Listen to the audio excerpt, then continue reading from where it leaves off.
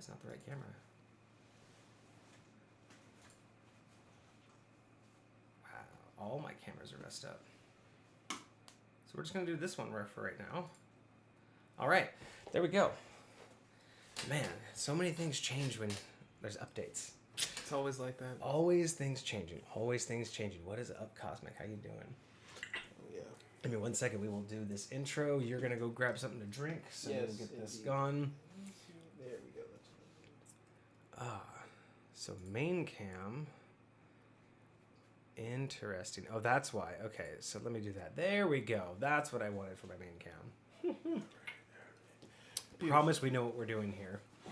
Professionals, guys. Professionals. No, it's going to be a low-key intro today. We're going to have a fun day today, but I do got to get that intro out of here. All right. I guess for editing purposes, I can also come off the welcome screen real quick. Just for, future editing purposes. Give me 1 second. Greetings, gamers, and welcome to the 26th live stream from the Misfit Gamer Studios. I am your host, Vortex, and this is D&D Discussions. Today we're going to have a really fun day. It's going to be kind of casual. It's just been, a really nice long weekend, so we're just not taking things too seriously, but we do have a lot on our plate. We have a lot to cover today. It's going to be really exciting. I do have Kage in the studio, as you just saw, so we are going to do some reviews today. We have two items, two things submitted from a user today. Cosmic has a subclass for us to review, as well as the puzzle to the pinnacle weapon that we had talked about in the previous stream, and I think he might have some updates for us on some fine-tuning that he did with that as well. So we're going to get into those. And if we have a chance, I have two of my own items that I want to submit as well. Just some things I've been tinkering around with and that both Cosmic and Kage had reminded me of. So we're going to probably get into those. And the biggest topic that we'll be discussing, though, as well, is the updates to the Discord, which is now ready to go. And, the Discord, which is ready to go, and we will be able to start having everybody join it pretty much starting this stream. So things are kind of really kicking off, really exciting, but right now we need to kind of get into our topics because, we already started late, and I really just want to get through as much as we can today while we have Kage in the studio again. Cosmic, how you doing? Yes, running late is very common these days. It is kind of the new, on time. I get it. But we were trying to get better. But luckily, every time we're late, it's usually because big updates and big, positives. So, we're getting there. It's more of a layout description. The pinnacle is found in... Oh, gotcha. So it's not the full puzzle yet. That's fine, though. I still want to hear more about, I'm so fascinated with hearing more about how you've come up with the aspects of your world and the things that they find in it. It's always just a mind buzz to get to the heart of where those things are coming from. So, yes. So, biggest update I would say is the Discord. So we're going to go over these reviews and then we will end up with the Discord. And if we still have some time, then I might bring it back around and introduce my items. But I do want to get to yours first as well as the Discord. So those are going to be kind of the big ideas. So let me get this going. Of course, in all of the rush to do everything else, I didn't pull up what I needed to. Okay. Here we go. So you sent me the race information. So that was the first one that we wanted to discuss, was your I keep making a mistake on subclass versus race. It's a race, not a subclass. I keep saying that. I did that when he was giving it to me on the first stream, and it's irritating. No, it is a race. Blah, blah, blah, blah, blah, blah. Okay. Trying to get this into something that's not my email so we can read it on stream. All right. So, and then Cosmic said that the Cave Dungeon Delve is just a set of puzzles to get from one room to the other. Gotcha. Okay, each puzzle's for a different transition? Yeah, it seems like it. Okay. Legitness. Okay, so sub-race. That's why I keep calling it a subclass. It's a sub-race. Oh, That's why I keep okay. messing it up. It's So a like with sub-race. dwarf, you have like Duergar and like rock, like all those specific. Okay, I got you. Okay, so we have... Okay, so yes, we're going to go over that first. Then we're going to go over your setting. And then we have the other two. Okay, I actually am taking, like, stream notes. I have, like, kind of somewhat notes now. Okay, See, we so getting I it. have all of this up. Let me bring Kage into the mix here. Hey, there's Kage. Look at it. What's happening, party people? All right. Good to be here as always. I am gonna have to bring us over to the main. Okay, I'm gonna have to bring us over here. And Let's do it. the thing about this. There we go. I will figure this all out. I promise. Okay. Let me bring this over here. Now then, if I can do this, and then I just have to go pop. Pop goes the weasel. Just like that. Oh, look at that. It's like magic. Hey, we're... There we go. Okay, now everyone can read it. I can read it. I see what's going on here. Okay, Cosmic. It is a sub-race similar to Orc versus Half-Orc or Elf versus Half-Elf versus Drow or Dark Elf. That sort of thing. Gotcha. Yeah. Okay. And I think elves have a bunch of sub races too. They got like Eladrin and like sea elves and like all yeah. that other kind of stuff. I mean, definitely tons of variations. So yeah, no, this is definitely in line with something that we want to review. So let's get right into it. This is a homebrew race submitted by Cosmic Purge. The race is called the Phoenix Folk. Okay. And I'm going to tell you right now, An you're already altered wrong. version of Arakakra. Okay. Yes. And I can already tell you, you're already wrong, because I was completely wrong too. Was I? Unique racial stat bonus. You get a +3 to Constitution and a +1 to any other stat of your choosing. I already like that. Cool. Cool. Because it doesn't feel too heavy weighted. I mean, a +3 to Constitution is pretty much what you feel you're getting as the racial stat, but getting that +1 to just kind of anywhere you want to throw around just feels like a nice, like add-on. Yeah, nice little bonus. I do like that. Note, if you roll for stats, get an 18 and put it into Constitution, the extra point goes into natural/unarmored class to add a small amount of bulk to the character. Okay, wait. So hold it on, hold on. increases So- your armor class, wait, but so it doesn't unique- go past 20. Right, so unique racial stat bonus is a 3 to Constitution. So if you were to roll an 18 in Constitution, the racial boost would normally put you over by 1, would put you 21. So instead of giving you a 21 in Constitution, you get a 20 in Constitution, but you get a +1 to your natural armor class. So you would be at an 11 instead of a 10 when you're naked. Yes. Yeah, I mean, that's honestly what Constitution's for. I mean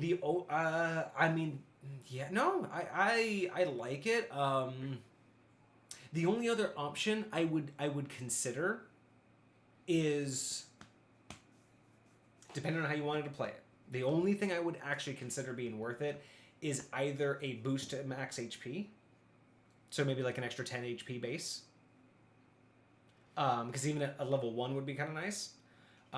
But the other option too is, what about like that extra +1 turns into like a D4 of a chosen resistance, or like a poison resistance, because normally Constitution Right. would be. So what if like that extra point means you get a 1d4 additional? So whatever, whether you pass your your DC Constitution save for I poison, mean, it is called Phoenix Folk. You could just give it to fire. but there's caveats to that.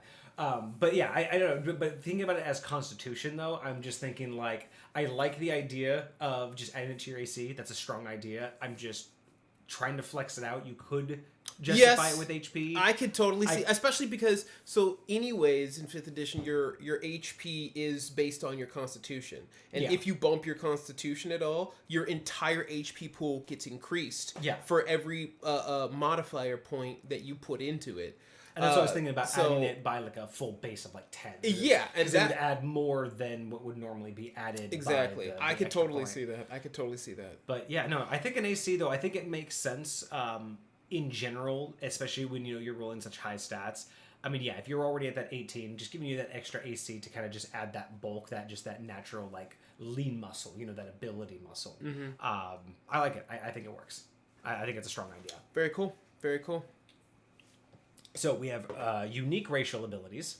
So we have 1, immune to death from fire damage. So what does this mean? Okay.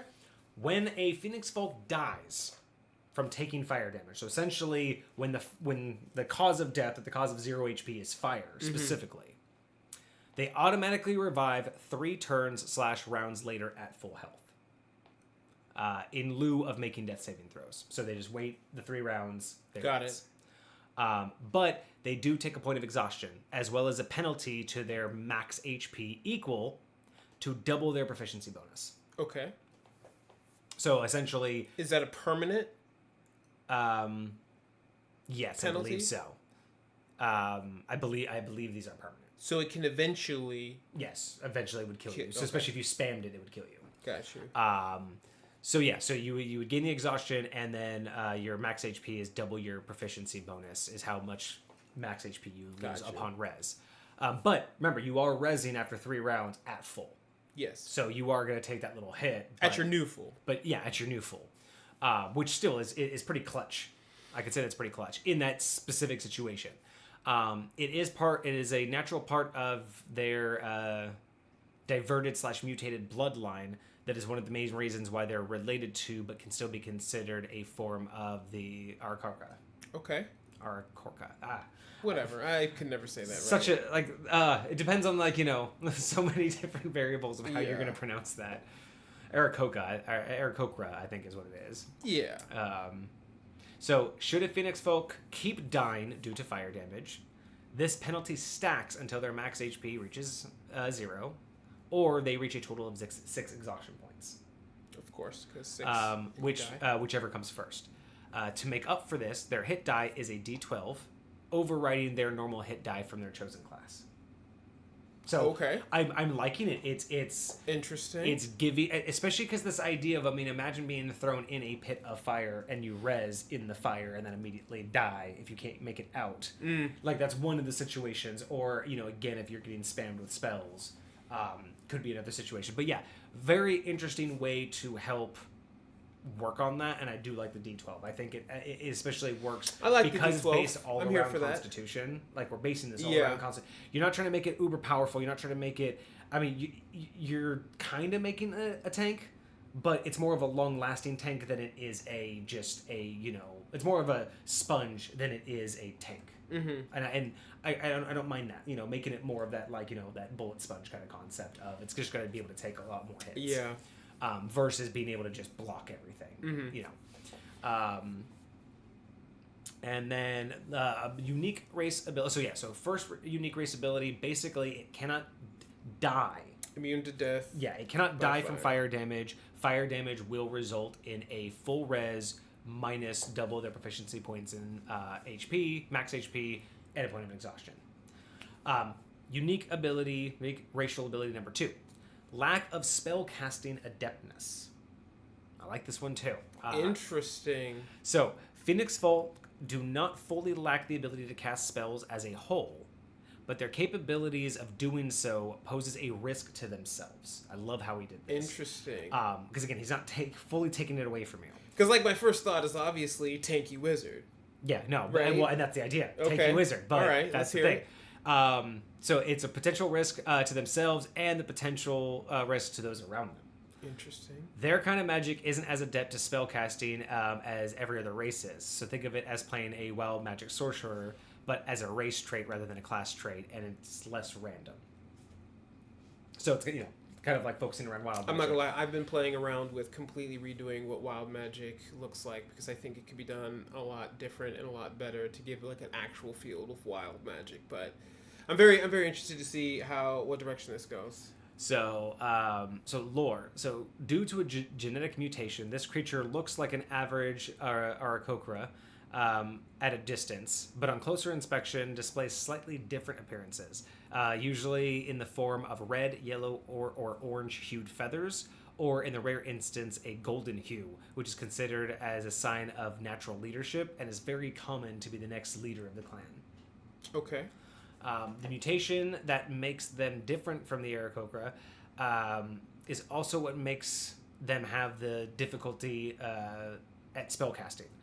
Doing so runs the risk of the spell backfiring onto the caster and possibly their allies, cantrips included. Okay. Since their difficulty with magic is part of the mutation that separates them from the Aarakocra, it is why they do not have the same issues with spellcasting. So that's why, again, it's the mutation that's causing it. Cosmic says AoE is included as well. So the potential backfire also matters. Like any type of spell can backfire. So like if I try to cast Fireball, I cast Fireball on my location. Yeah, could. So hundreds of years ago, around the 45th to 69th generation of the Phoenix Folk's historic records, it's thought that there was once a legendary spellcaster among their kind. According to the historic records, the name of this legendary caster is Nezra, Magician of the Icy Flame. The historic records lack the specifics as to how he got the title of the Magician of the Icy Flame, but it is assumed that his flames burned a different color than what is to normal fire. Okay. What few specifics there are about him, such as his specific spell casting class, is that despite his race's lack of magical adeptness, he had never had a single spell backfire on him, regardless of the spell's level. Interesting. To this day, he serves as an inspiration to his descendants, now thousands of individuals within the bloodline of old. So much so that it is assumed that a piece of his magical skill and luck is the reason why Phoenix Folk can still cast magic to this day, rather than the evolution causing it to die out completely. So even though it can backfire, the fact that they can even do it at all, they attribute to him. I like that. I'm loving this, interesting. This whole I'm story. here for the lore for sure. When playing a Phoenix Folk using a spell casting class, whenever you cast a spell, the DM rolls a D100 to determine the spell misfires or not. Okay. If the spell misfires, so it's a percentile roll. This applies to single target spells, multi-target spells such as a sorcerer using meta magic for twin spell, an area of effects spells. Due to a combination of lack of practice, lack of overall magic adeptness, and the fact that healing spells cannot misfire, Phoenix Folk cannot cast healing spells. Interesting. They can, however, activate magical items that give them a healing effect, such as a ring of spells charged with healing spell inside, spell scrolls, wands, or things of that wands, nature. without any chance of misfiring. So they can use magical items without misfiring. It's any magic that they are casting themselves has a percentile chance. Okay. Cosmic says and it is an accumulative 4% per spell level. So spell slots used DM's 100% or D100 result misfire chance. So a cantrip, it's a 1 to 4, so 4% chance at first level. So first level cantrip has 1 to 4. You roll 1 to 4, it misfires. Got it. A second level has an 8% chance. A third level is up to 12. So again, 1 to 4 is it will fail a first level. If you're doing a second level, it has 8% chance of failing. When I look at this, it doesn't seem like there's anything for cantrip, but then first level is 1 to 4. I think cantrip is also 4%. Okay, so cantrip and level first 1, level are the same. Okay. Yeah, first level and cantrip are considered the same. Cosmic says he tried to make a chart in the email, but it didn't send properly. This is totally fine. So cantrip and first level 4%. And then if you're second level, 8%. If it's a third level, 12%. And then all the way up to 9th level, which is a 40% chance of misfire. Which is almost devastating. Yeah. That's almost a 50% chance that thing's going to blow up in your face. Oh, no, we are reading it wrong. My bad. Cantrip's 4%. First level's 8%. Oh. Thank you, Cosmic, for catching that. I just assumed I was reading them together. But 9th level is still 40%. Yeah. So there's your rollout. Got it. You have a 4% chance at a cantrip, 8, 12, 16, and it basically goes up from there. So basically, 4% each level of spell. Okay. I'd almost like, again, Not gonna lie, I'm here for it. I know that 40% is like devastating at ninth level. Like, That you 40% really gotta is be like careful. that's straight up perfect, and it almost makes sense. Like depending on how careful Homeboy was, like and I'm almost curious if it's possible to get modifiers on this roll. What do you mean?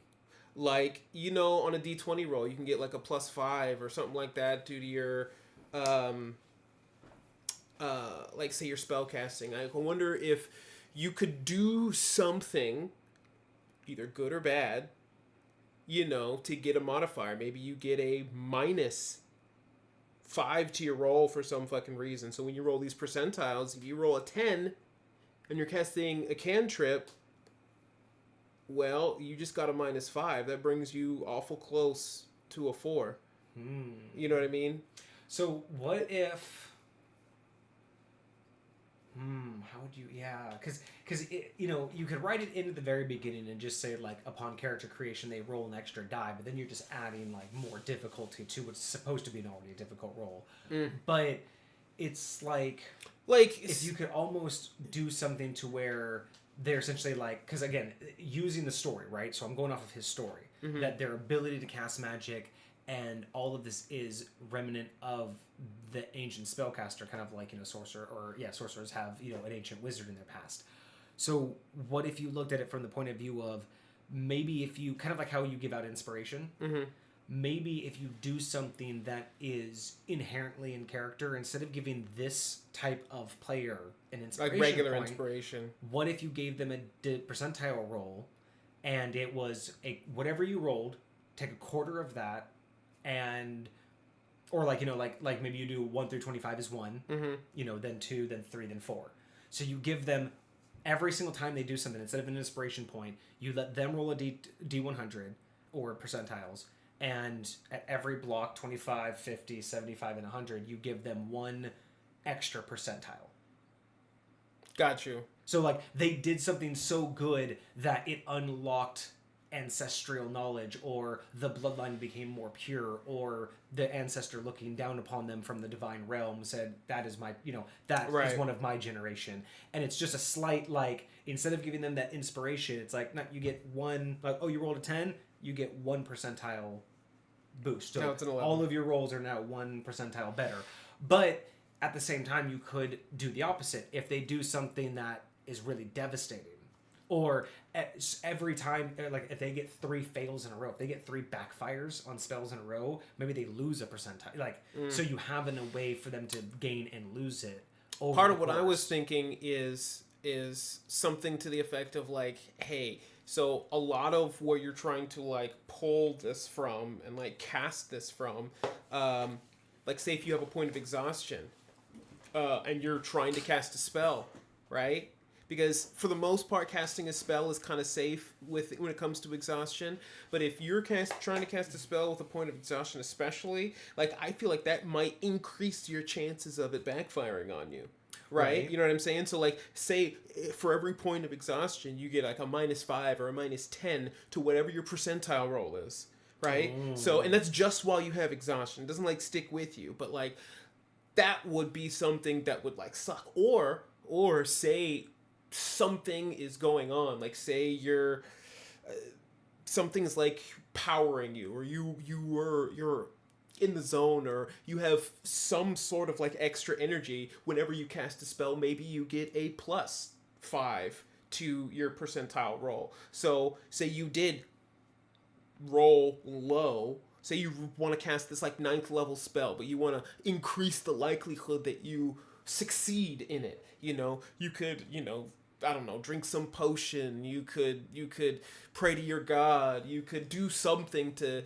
help boost you, to help give yourself a little bit more of a chance to hopefully succeed. And who knows? And I love the piece that you put in the lore about this guy who never had a spell backfire on him, and that like gives them hope. And I almost like that maybe he found a way to decrease the likelihood, to purify whatever it is that he's doing, to help counteract a lot of those issues Right. that would decrease the likelihood. And it gives, you know, a lot of other Phoenix casters, you know, inspiration to be like, hey, I want to see if I can find what that was, if I could get closer to that, to find a way to help me to, you know, follow in those footsteps, to help share it with my Aarakocra kind so we can regain the ability to cast spells normally. Something to that effect. But I love the way he puts this together. This is very cool. And I like how simple it is. It's literally Constitution-based race with the death by fire mechanic with a stacking, you know, penalty, and just a lack of spellcasting adeptness. That's it.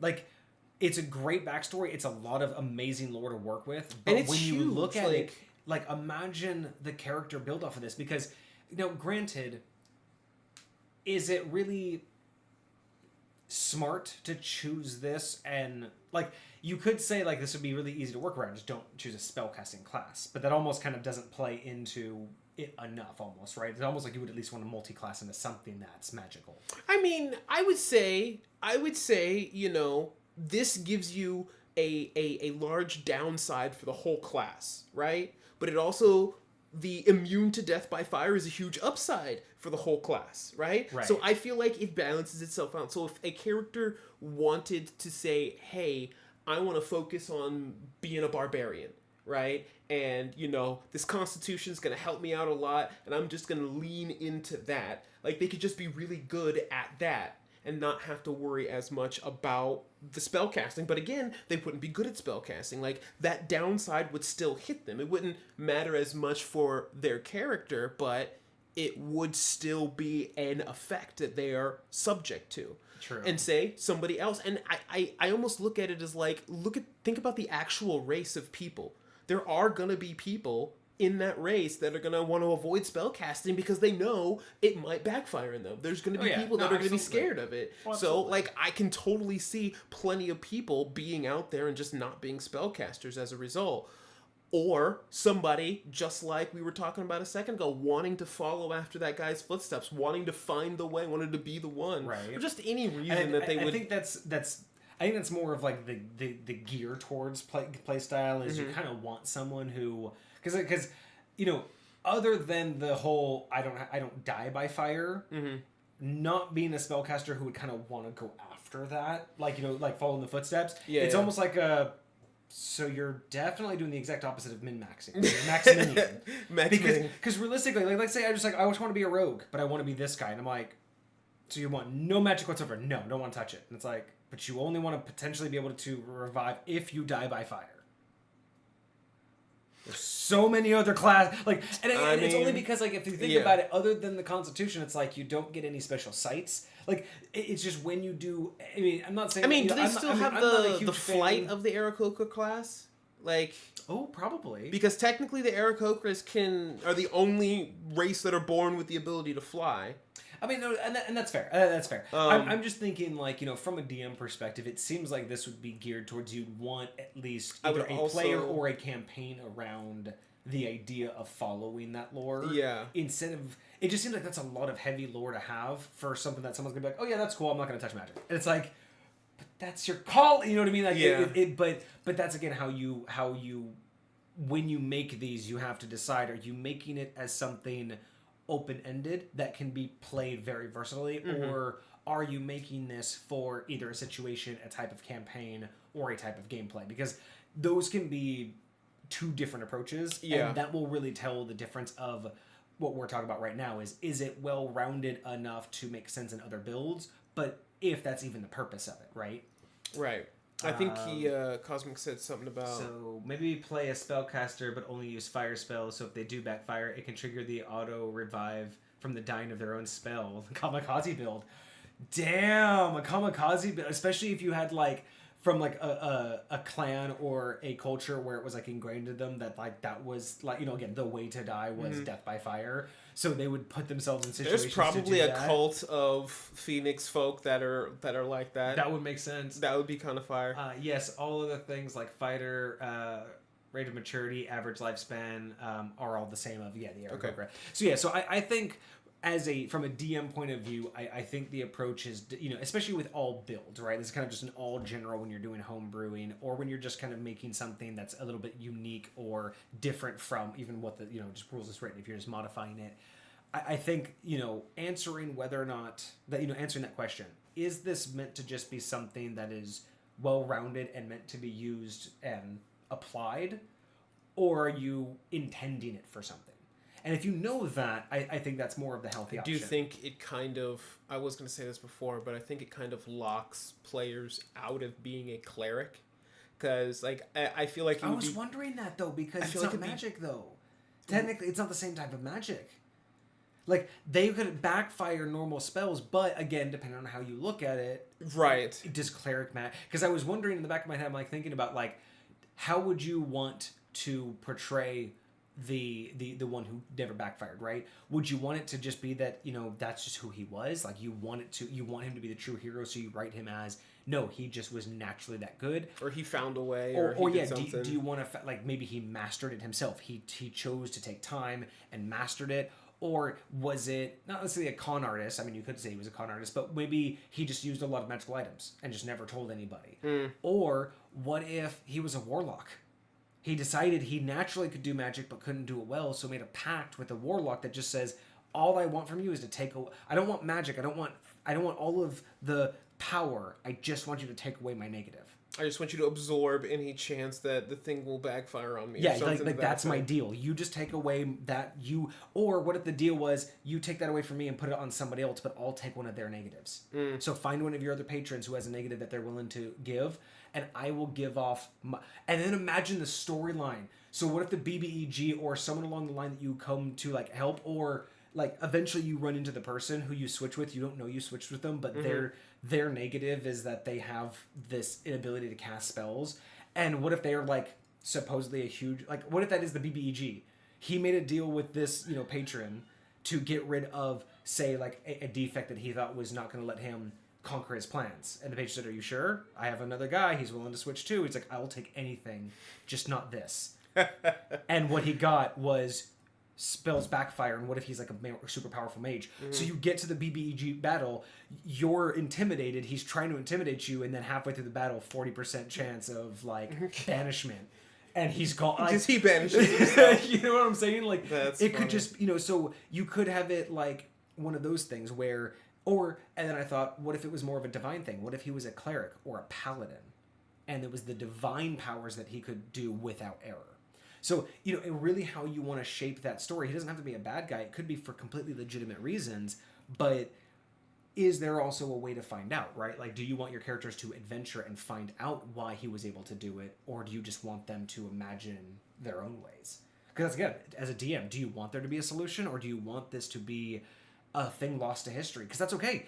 It's okay to not have a, like... Oh, yeah, I love putting pieces like that. You know me, I am big on things need a reason. But...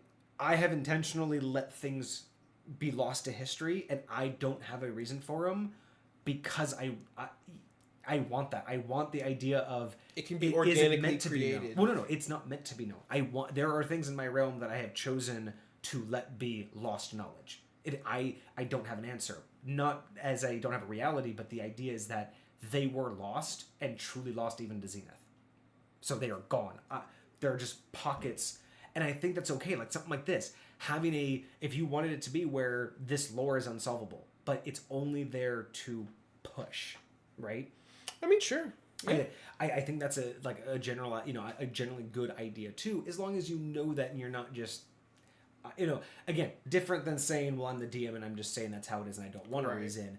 But if you actually put the lore behind here's a big thing that no one knows why, the idea that what if one of your characters or one of your players comes up with an idea so good it solves the problem. You could literally wrap that up and go, there you go, you figured it out. And it's not like you said that's how he did it all along, But it's kind of like us, with the pyramids. It's like once you find it out, it's like, well, once you have all of the evidence, even though we can't prove it, there's no reason to believe that that's not how they did it, right? Right. So I don't know. I love the lore behind it. The kamikaze build idea. Imagine if that build was a canon build name for character player. I'd like to play the Fire Sorcerer Phoenix Folk. I'll dub it kamikaze build. What now? Surprise Pikachu face.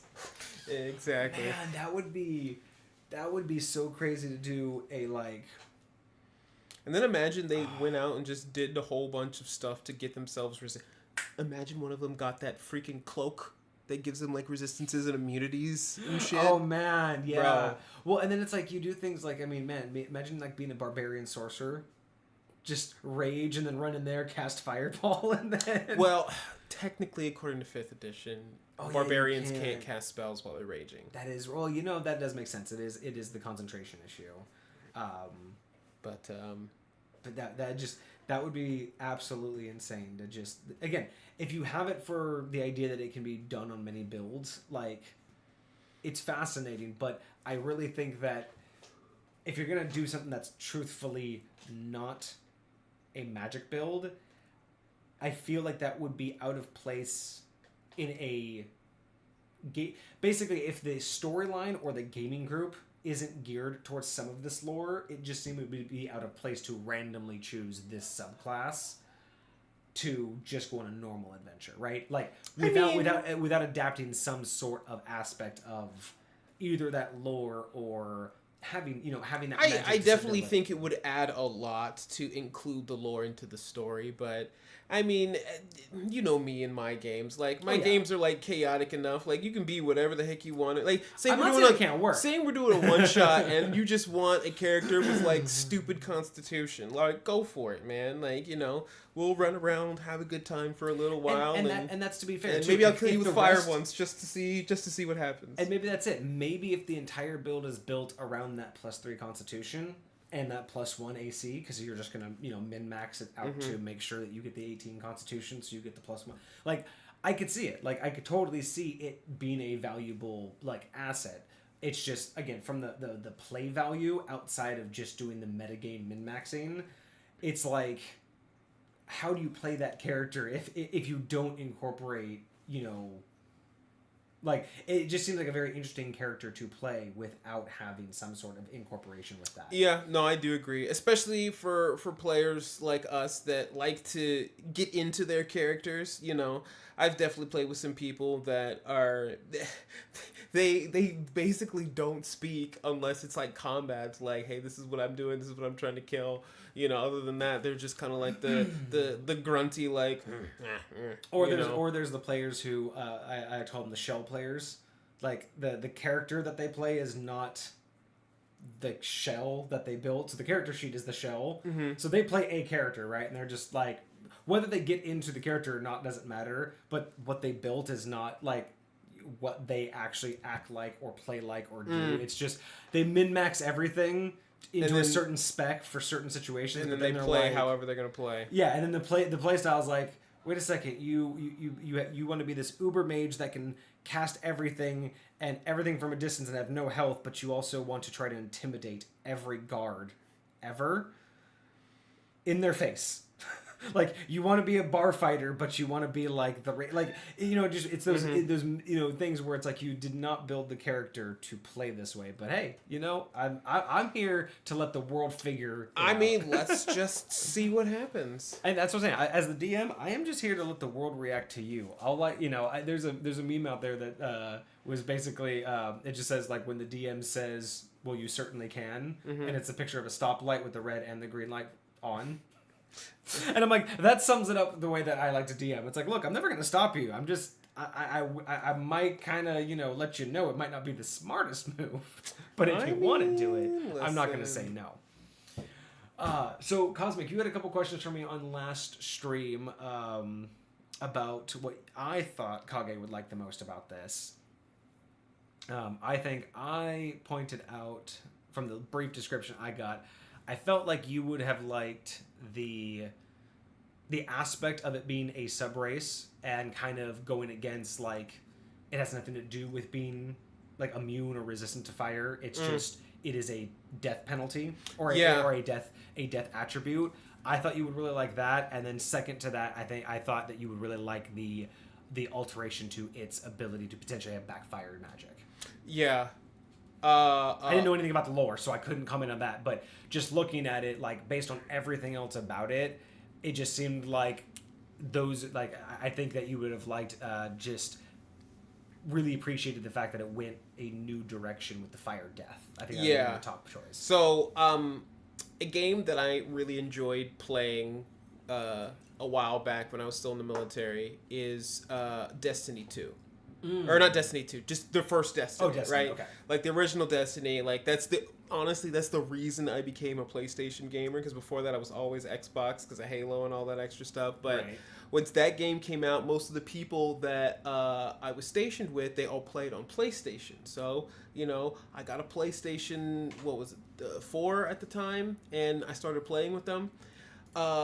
In this game, there's a class called Warlocks, and they're just basically kind of like the magic class in that game, and they have different elements, and one of them is a fire element, and their super is basically coming back from the grave, right? And it was the coolest, because you could like be dead in the game while you're running these raids, and then when everybody dies, like you start the whole thing over again. Gotcha. You know? But if everybody dies and you got a Phoenix Warlock out there and he gets to res, I cannot tell you how many times I came in clutch by like just resing and getting everybody back up, and like when we're so close to beating the boss and you don't want to wipe, it comes in so handy. And like I love the lore behind and how well this balances out the two aspects of the subrace.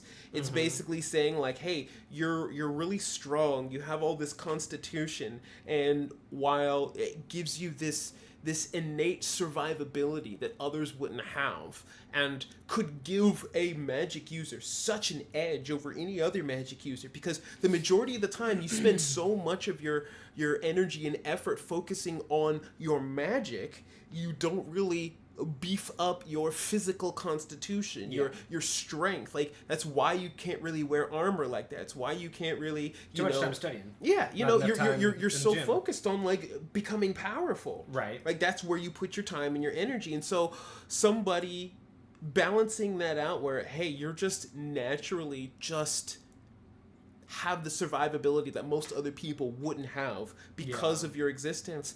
But there is a drawback. There is something that lore-wise, like background-wise, explains why you're not just going to be this OP caster that can do all of this like extra stuff. And it's and I really appreciate how it almost feels to me kind of like the Drow. So there's so many different sub-races of elf, but the Drow is something completely different. You know, they have their sensitivity to sunlight that no other sub-race has. They have all these other aspects to them, but they got their superior dark vision, you know. And so you know, same thing with the Duergar, very similar thing, the dark version of the dwarves. So I really like, especially because Aarakocras, like for the most part, they don't have a lot of love. Most people just they talk trash about the Aarakocra race, right? Because they're just, I don't know why they get a bad rap. They just I think it's just because they feel either underdeveloped, or they feel like it was pandering to people who were like, oh, let's get a flying race, and it's like, oh, you really want one? People, yeah, fine, here you know, it seems like they were almost like an afterthought. Cosmic says he never played the Destiny game, so we can't use that as a that's fine. Like I like that it has similes, even though he's never played it, you know. Well, and this reminds me of something that, you know, I thought of a long time ago when I was really deep into Overwatch a couple years ago, like when it was first out, like the first couple seasons. And, you know, before it changed, way back in the day, the first healer, Mercy, because, you know, they all had, like, a special, right? You could charge up your special. And hers was a res, but it was, nowadays, it's a single res. You can choose a target, fly directly to them, and res them. Back in the day, the original res was an AoE. You could res your whole team. If they were, like, all down in the same area? You could just fly over and just pop. And man, everyone hates on it, but back in the day, you talk about clutches. So back in the day, you had things like King of the Hill, Yeah. where you would be like so close, and then they would get on the point, and there'd be like a big battle for like a solid minute. There's a straight minute, everyone's on point, the bar is not moving, and then everyone one by, because you know it's basically one of those games where it's like once your tank goes down, the whole team starts to shatter, and it's like that. You'll be in that fight for a solid minute, and you almost are winning. And then you see your tank go down, and then doom, and then like 3-4 of your teammates go down, and then everyone's like, "We lost," until that mercy comes in, and then everyone stands up at full health, and the battle they res at full health, and the battle immediately starts again. That's crazy. And it's just like those clutch moments. So I've feel that. actually thought about doing something like that, where similar to Inspiration. Having a design, either whether this is like specific for a campaign or if you think about it like an item or a class or something like that. Well, it's more of take the campaign that you're doing and whatever the players are, you would essentially assign background stuff. Like, you know, if it's a healer, like kind of like how you would assign inspiration to class and background. Same thing. You would essentially assign something to where if they accomplish certain things, like so if they're the main attacker, for every 3 kills they get like a point. For the healer, for every time they heal 20 hit points, they get a point. And the idea is once they reach 3, 4, 5 points, they have a super. Or something that's kind of like that. I do kind of like that. To where you would have like that. Imagine those clutch moments to where it's been like, hey man, everyone's about to die. It's like you feel pretty bad. Yeah, it's cool. You have 5 points, by the way. Then they're like, wait. I have a team res. I could just you know what I mean? Like those kind of moments, or like a fighter being like, oh, I've used my action surge. I don't have this, and it's like, yeah, but you have your points. Be like, wait, what does that mean? It's like, you know what I mean? Like, just having that whole like, oh, I can do a big thing right now. You know what I mean? And then you tailor fit it to either their class or the character build. But kind of like what Cosmic was talking about in terms of the scales turning into specific items. Kind of having it like that, where if you build the campaign around them, knowing that they're going to have opportunities to gain these points, just have them rack up in the background but they know what their powers are. But it's more of that you'll let them know when they can use it, not when they need it, but they'll be like, hey, by the way, that was your 5th point. So now they know from here on out they have that like clutch once in a lifetime.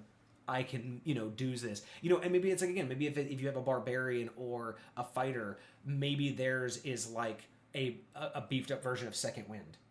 You know what I mean? Where it's like if they go down to 1 hit point, they can do this, and they just like, instead of just getting a hit die, you get half your hit points or something. Yeah, and they can just come beef right back out, you know, and maybe they get like a temporary buff to maybe like they come half hit points and they get a +5 to their AC, and it goes down by 1 every round. So they get a +5 to their AC right when they come up. And then on their next turn, it goes down to 4. Yeah. And then on the next turn, it's down to 3 until it's down to 4. But that's actually kind of cool. You get like 5 rounds of because it's like that Second Win. It's like that whole or you know what we were talking about with the anime swordsman. Yeah. It's that my friend just went down, the revenger, like that idea of getting that like surge of like emotion and like So Second Win is a D10 plus fighter level. It's your D10 as a fighter is your hit dice. So being able to have something like that would be I've thought about that too, just having those like extra bonuses. One of the things I wanted to mention about Cosmic's subrace, so I really the only thing I would say, and just because I get what he's saying about healing spells and how you kind of lock this subrace out of healing, just because there's no real way for them to miss, so to speak.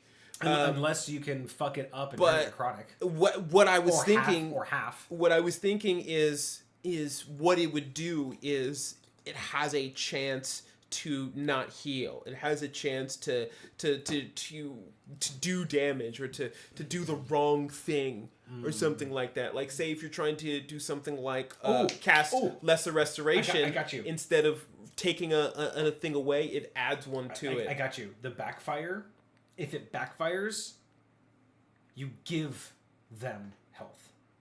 As in, so if you want to do like healing, like 1d4. Oh, it takes it away from me? But if it backfires, you give them the 1d4, but you lose that same 1d4. I can see that working too. So that's the backfire. I can see that working too. You accidentally give up your own life force instead of giving it. because it's magic, right? It's not a potion.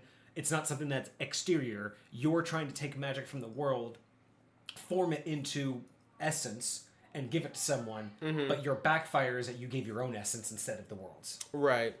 I could see that. So I see a lot of if you wanted to balance out giving them health, the idea that it could technically kill them by doing it would be interesting. I do also like the idea of, especially if it's like a clutch situation and you know that your healing does not always heal. And me trying to heal you, say I'm at full health and like it'd be no big deal for me to potentially give, but if I know that like you are down and you need healing right now, but this could kill you, kill you instead of bring you back up, like, do I take that chance? Yeah. Like, and depending on whatever slots I have left could potentially up the risk. Say I only have a 5th or 6th level spell slot. I still do like the no heal though, because kind of like what we were talking about in terms of, is this a very specific use case, or do you want to make it more well-rounded? This really does help kind of fall in line with not getting around it. Like, again, because heal spells don't, like, instead of making it more complicated with how to adjust a heal spell, also removing it really does also kind of limit what they can do as this race, right? Like, again, in character idea, most would stay away from magic, most would stay away from healing. You wouldn't have a lot of, well-off people, so they would be more reliant. You could say, like, culturally, they'd be more reliant because they can't do those things internally, right? So maybe even then they would be more reliant on a specific religion or a church for all of their healing that they would be too afraid to do themselves. Yeah,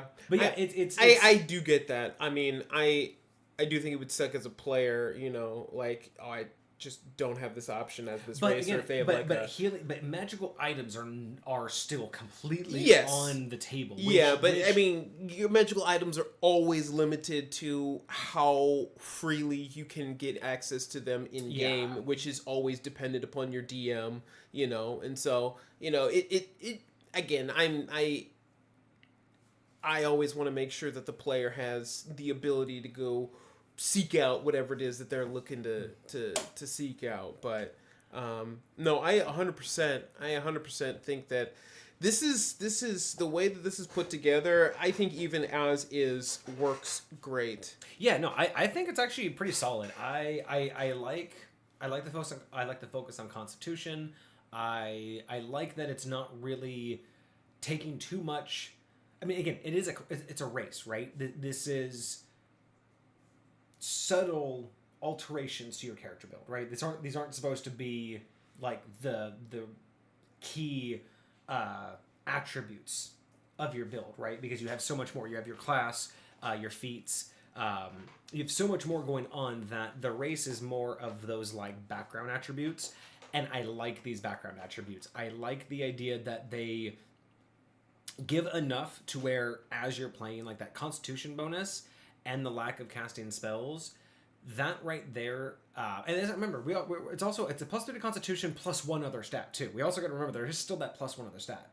So using this to do a good build and have a D12 for their hit die, I mean, this is a tank. Like, you could easily put this into a tank position, and I can fully understand it, right? You would get away from the magic use. You would fully be backed by that extra AC. You'd have the Constitution. You could bump your dex or your strength, and not having to worry about fire. Again, the fire damage still does affect you. It's just not. It's just that you're much less worried about death when fire damage is what's coming your way.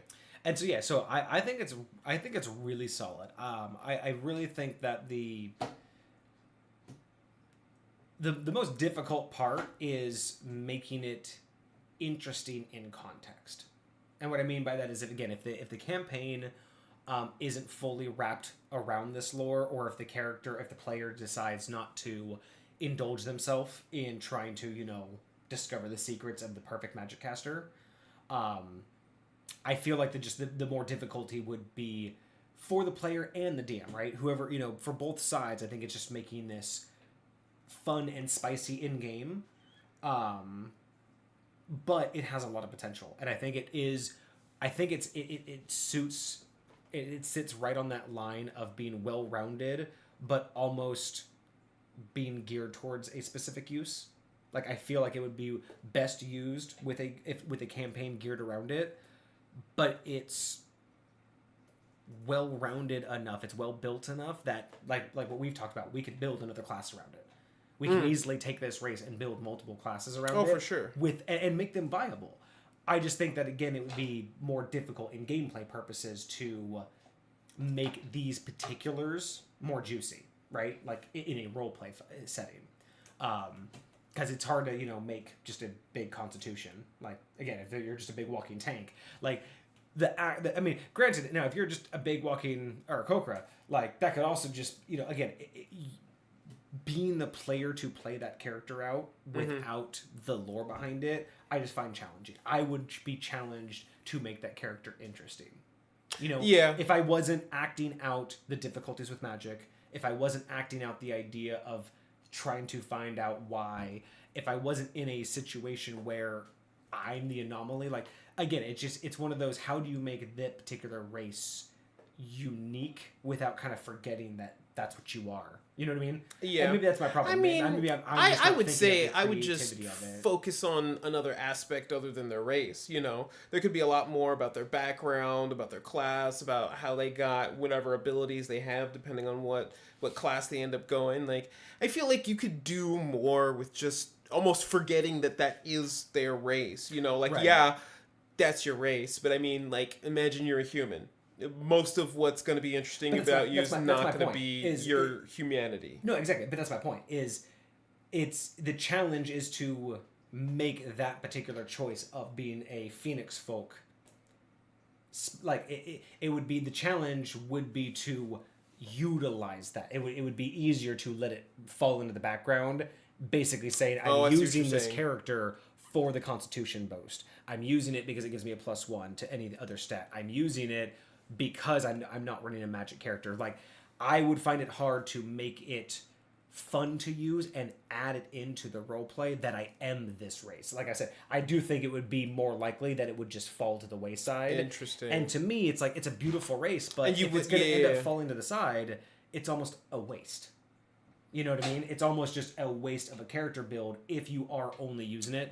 But again, looking at how 5th edition treats most things, this is well set up to be min-maxed for that purpose.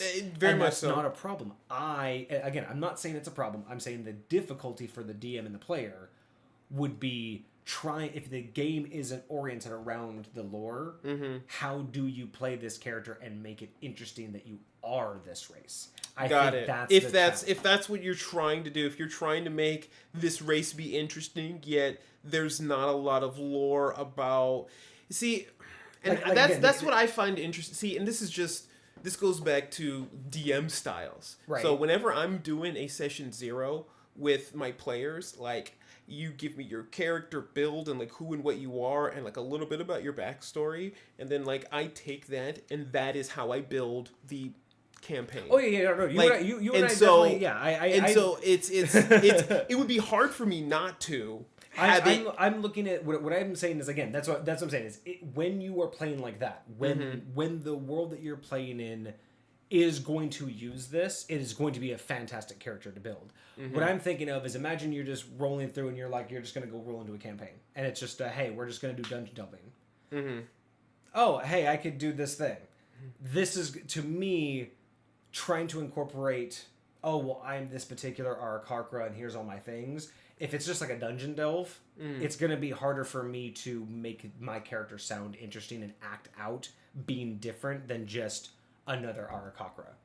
Whereas, again, that's because, again, if the DM's not carrying, if the DM's not giving me anything, and I am just there as my character description, that's kind of, I mean, again, it's not a bad thing. It's just more of a, this, I think, the best use of it is when the player and the DM are on the same page trying to say, hey, like, do we want to make this like a thing, right? Are you trying to at least look into the lore? Are you haunted by it? Is it part of your past?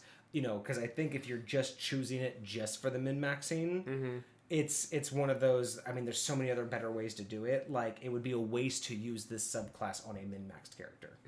I think that's really, I guess, my whole deal. I don't know why I'm trying to Yeah. like be more complicated about it, but I like it enough to say that it would be wasted on No, min-maxing. the lore is beautiful. I love Cosmic's comment though. He says, I could see the player being like, I'm a Phoenix Volk. What do you mean I take full damage from fire? I'm like, listen, bro, it's not all about resistances. Sometimes it's about the cool features, life after death. Well, again, it's like it's so great that you do come back at full. It's such a cool concept in battle, but you are coming back at a long-term detriment. Even though, because again, even though you can remove the exhaustion, so that stack only matters in the current battle or in the current day cycle. Yep. But that total HP never comes back. So that is absolutely always going to be a detriment. Imagine there was a Phoenix folk that is just like, hey, I'm gonna get my health back. They're going out and doing all these like side missions just to like up their max HP, so they can like recover from whatever death that they've ever had. Oh my god! I mean, well, because you could also do something like, imagine if you wanted to just take this on another level. Imagine that you had it to where they either had to do a ritual, or you just had a set number of levels where only certain levels like benchmarked. So it's like maybe like at level 3, 5, 7, 10 are your benchmarks. So if you're level 9 and you die by fire and you revive, you're now back to your level 7. Oh, so you like have to regain all of your like it's almost literally like a save, and not for this one, Cosmic, but just now that I'm thinking about that concept, that would be a whole different concept of a race. Yeah. Imagine being able to have a race or a class or even like a cleric like from a certain god that you literally have essentially a quick save option or a save function. Crazy. It's like a ritual. It would cost a lot of money, but whenever you cast it, I would basically, like, the idea would be, okay, take a snapshot of your character sheet and put that aside. If you ever die, you will come back as this character as is, minus items. You know what I mean? But these stats, because then again, it's like that whole thing of, like, you have to adventure to get all that shit back before you could be what you were. I mean, that would be kind of crazy. Like, think about it. Like, if you had a character that you'd been building and playing with for so long, that would be so much better than your character being gone forever. But at the same time, like, all that work that you put in to get there. Right. Like, and then all the NPCs. Like, you'd have all the knowledge. And all the interactions. So it's like, oh, I know all these NPCs and I can go talk to them again. But, man, all the things I had to do to earn that item or earn that skill or that feat. Imagine you had, like, been through something and you went through this... And you did this like whole badass show off in like a tournament, and then you died and you lost the capabilities, but you came back and were trying to do like an You remember what I did in that tournament over there? And they were like, oh shit, yeah. Oh my god, dude. You could fuck us up in like 2 seconds. I thought you were going a different direction, but man, imagine that you tried and you went through something, because you were saying you went through something. This is where my mind went when you said that. Imagine you go through something like so immense and you became so powerful from it, and then this happened. And you lost something as detriment as like a dragon mark, because you can technically get those from like very intense situations. So imagine you're like level 9, you go through an intense situation right when you leveled up to level 9, and it gave, and like your DM was like, you earned a dragon mark, take it, and then you die and you go back to level 7 and you're like, fuck, I don't have my dragon mark yet. And then you're like, well, I know I'm capable of getting one, I know it's in my blood. But then imagine you now have to go adventure to get your dragon mark back. Bro. You have to go through a traumatic experience intentionally. On that same front, what happens if some shit goes down and you're, say, like a cleric or something, you're connected with a god, and this god is like the god against undeath or something like that, and you get bitten by a vampire and you turn into a vampire. Oh, and then you res, but then you die, and you're like, no, I'm staying away from whatever the fuck that was, because I don't want to like break my shit. I'm telling you though, like if you get cursed or some kind of shit. Because so there is you can do this technically with like clones, like you can make a clone. Simulacrum. There's a lot of methods you can do similar things in D&D, but like having it based on your class, your race, or something where you essentially have this like quick save option. That would be crazy. But it's literally just a snapshot of your character But sheet. you know, it'd be so stupid. So stupid. Say whatever happens. you take that snapshot at a certain level, Cap. Imagine you were on the brink. You're like level 9, and you just need like one experience point, right? And and you just get trapped. Like, you ever like quick save at like the wrong point in a game? So you and can't, you literally quick save and you're just like, but I'm and in now a you're in a spot situation- where you're stuck. Like, you quick save right after you get bit, or you quick save, you didn't realize you were infected or something, and so now your quick save has got you locked in to that future. That would suck. That would so suck. Oh, but you know what though? I mean, technically there are things that could like detriment you, and then that could undo it. So, you know, it would be really interesting to have something like that where you could essentially have a deal or some kind of method. I like Again, that. cloning is another way, but like just having something that's based on your character. Cosmic says, sounds like a retcon as a mechanic thing rather than I fucked up, let's redo that. Well, and that's why it's like, it wouldn't just be something you can just do, right? It would have to be like tied to a ritual. It would cost a lot of money. Basically, it would have to be something that you could not do every level. Or, so that's what I'm saying. You could also just tie it to, you have benchmark levels, right? Like now you're level 7. Yeah. You don't get another benchmark to level 10. So you have 3 levels of death that you gotta not die. Yeah. Or you just have it to where, yeah, you have to go, you have to do something, you know, and then earn the right, and then that's when it locks it in. Because, yeah, you can't just have this, because, again, then you're basically save scumming in a TTRPG with this. Yes. And you don't want to do that. Now, granted, you're not going back in time. That's the whole, that you're not going back in time, you're just getting, you're essentially being either resurrected or you can call reincarnated as your previous self of that version. But you're not going back in time, you're not going back to that place, you just, like the Phoenix folk, you would just res as your previous stats, and that would be it. You just literally lose your health. You're back to normal as that level 7 character with whatever you currently have on you. So, weird question. You technically have all your memories. Yeah. Say you learned a language. Would you still have the ability to speak that language? No, because technically, mechanically speaking, on the back end, it's still an attribute. It's still something that you learned, so you would still lose it because it's, you know, on the character sheet, right? It's still technically that. But I would attribute that to the same thing of you would recognize the language now, but it would be as if you haven't spoken it in years, and you're just like, I know that's Draconic. I know. I know what you should be. I kind of know. Yeah, like I would say that you would basically you would lose all of your innate abilities with language, but it wouldn't be so, like, you would be able to spot it. So in case, so maybe you would get some bonuses, like you would be able to always know it's Draconic writing. Like I knew how to write it once. I can't read it, but I know for a fact what that is. That I would allow, but I would still say both mechanically and just mentally, you are essentially going back in time. Because, like, hypothetically, I'm thinking, like, say you actually had a legit, say you passed, like, 8th level or something like that, and 8th level you get an ASI increase or a feat. Say you increased your intelligence and you literally got smarter.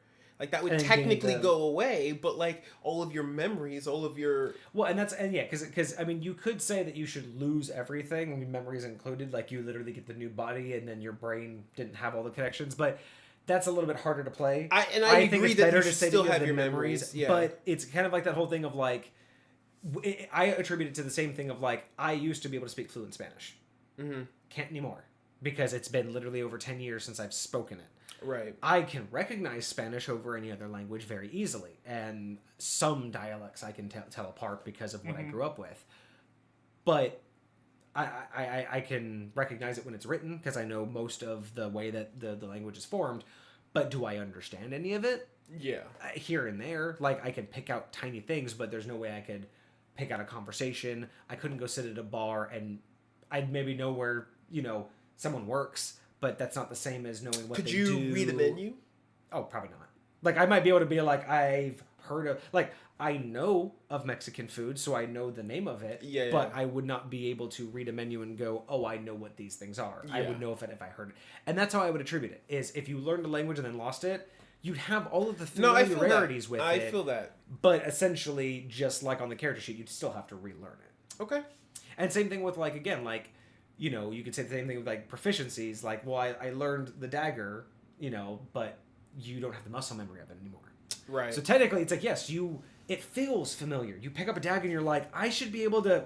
Oh, I dropped it. Yeah. Like, you know the movement, but you can't do the movement, right? That's how I would interpret it. Is you know you should know it, but you just can't. Okay. Dude. So yeah, I really like it. What are we thinking? I think that with this, with everything based around it, and because of the limitation that I feel was my own limitation, because again, trying to be a player, if I'm not with a DM that's working with me on either a campaign or even a backstory, like personal agenda, and I would do the same thing, you would do the same thing, but as a subclass, if I'm just going through a book and I'm just being like, I'm gonna min-max a character, great options for min-maxing, very difficult to make it into roleplay as anything other than an Aarakocra. So with those difficulties and with it, I don't want to say that I'm knocking it down because it's not an official complete homebrew, because that's not what homebrew is meant to be. I don't even like the term homebrew. You know this. I don't even like using the term homebrew because to me, personally, I think when people use homebrew, it's almost like I know most people don't think this way, which is why I'm trying to incorporate it more in my speech, because I know it's not like this. But most of the time when I was really getting into D&D, when I heard homebrew and people used it, they were using it in a derogatory way. Like, homebrew was when I was growing up with D&D and in my early years, it was we play D&D, what do you play, blah blah blah, I do this edition, and it's like blah blah blah, well I have this home play. I was like, you do homebrew. Okay, so like people literally acted like, so you don't play D&D, you have a homebrew game, like you say it's D&D, but that's so it was ingrained in me that homebrew, people viewed homebrew as not official. And again, I told you that for years I didn't play D&D because all these people were like, no, if you don't have the books, if you don't do this, if you don't, and it's like, this is not how it was originally told to me. I told the story in one of my first streams. But the whole thing for me was I didn't like this idea that it was like so set by the book, because I was like, no, that's not what I was told. I was taught this is all about the imagination. And even in the original books, if you go to the first and second editions and you look at the DMG, one of the first paragraphs in there talks about how this is just reference material and it's for you, the DM, to take and use how you wish. It literally encourages you to do what this whole stream is all about, which is think beyond this book. It basically told you, think beyond this book, just use it as a reference guide.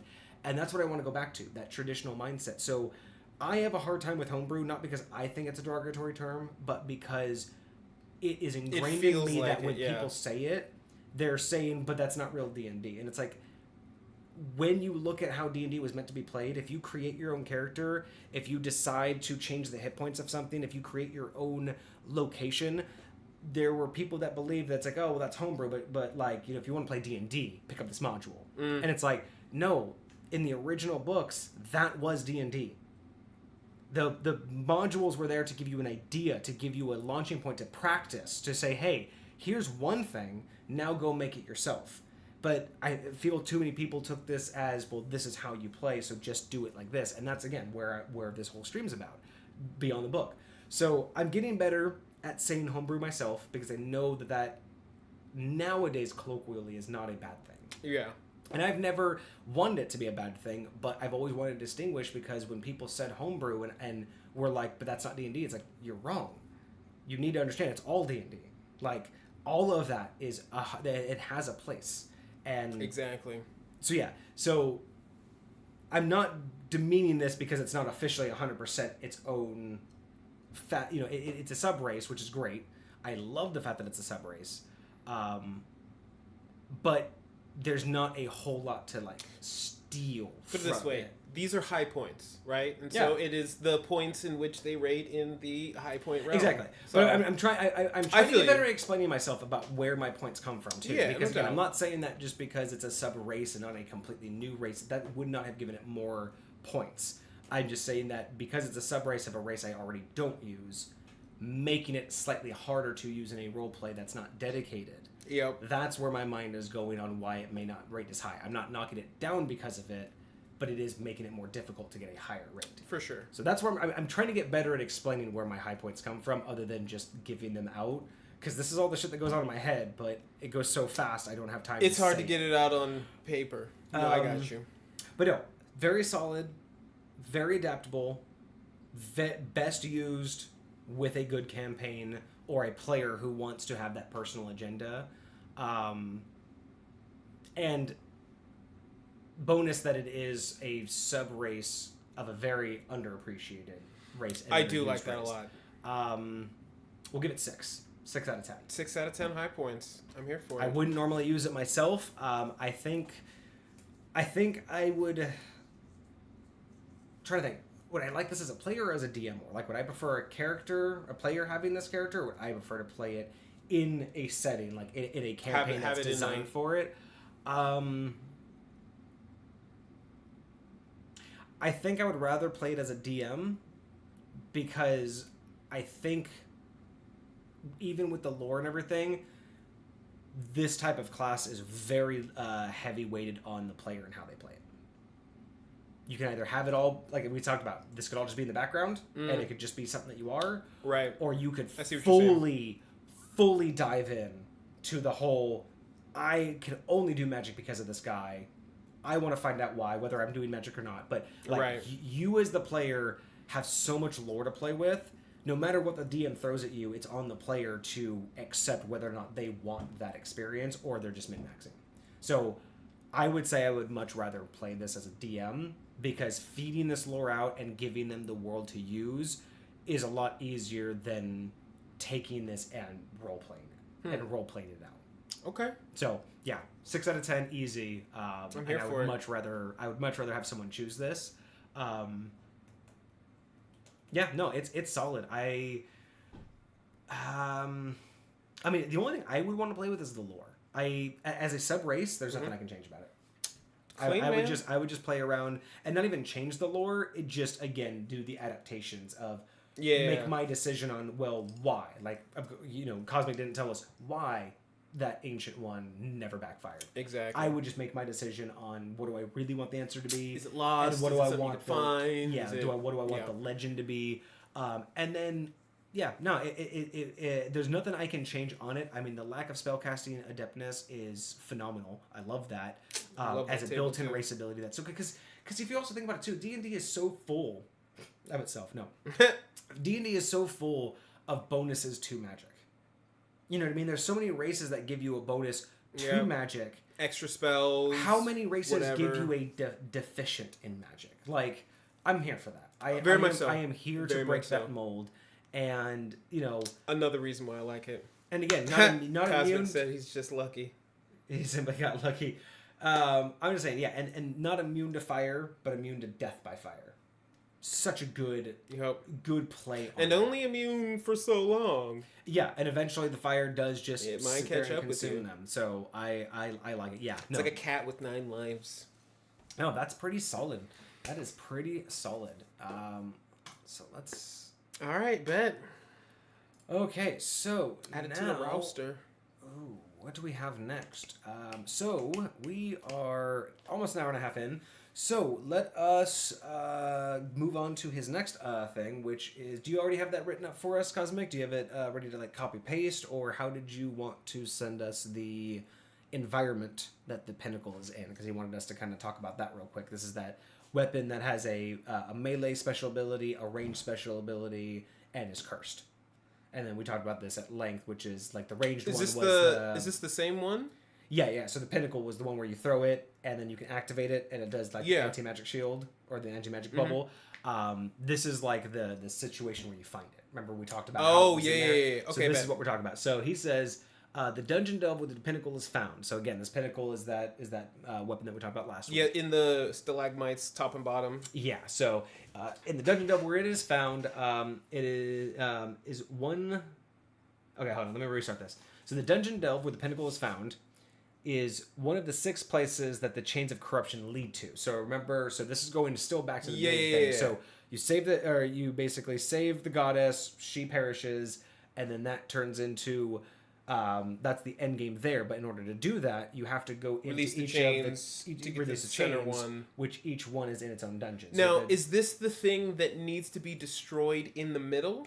Yes, so I'm assuming that this is one of the artifacts that you have to go retrieve and then take back to that stone And eventually and destroy. then destroy it to destroy the chain. Interesting. Okay. Because there's 6 of these. So yeah, you have to dungeon delve each of the towers, get the artifact, which is one of these, and then take it to the middle island, which is where the goddess stone is. Right. And then that stone will shatter it, which will shatter the chains. Once you do all of that, you release the goddess. Right. Weird, like his world building is like we know so much about this already. Listen, I'm here for it. Okay, so yeah, so it is in one of this is one of those dungeon delves, and it is one of the final objects.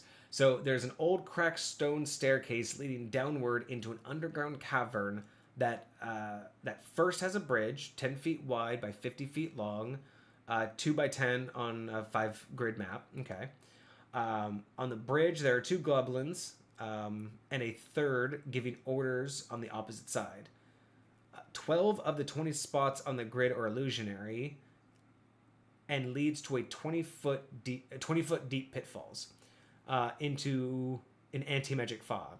The goblins learned about the pitfalls, so I'm assuming that they won't fall. They know where all the real ones are. Yeah, so you are going to basically attack them on the bridge. Okay, so the goblins under their pitfalls through trial and error, so they've lost a couple of their own. So basically, I'm thinking like the last thing in Squid Games. Oh, they're just trying to get across that thing, and they just don't know. Like, oh, shit. So the trial and error, losing many of their kind in the process.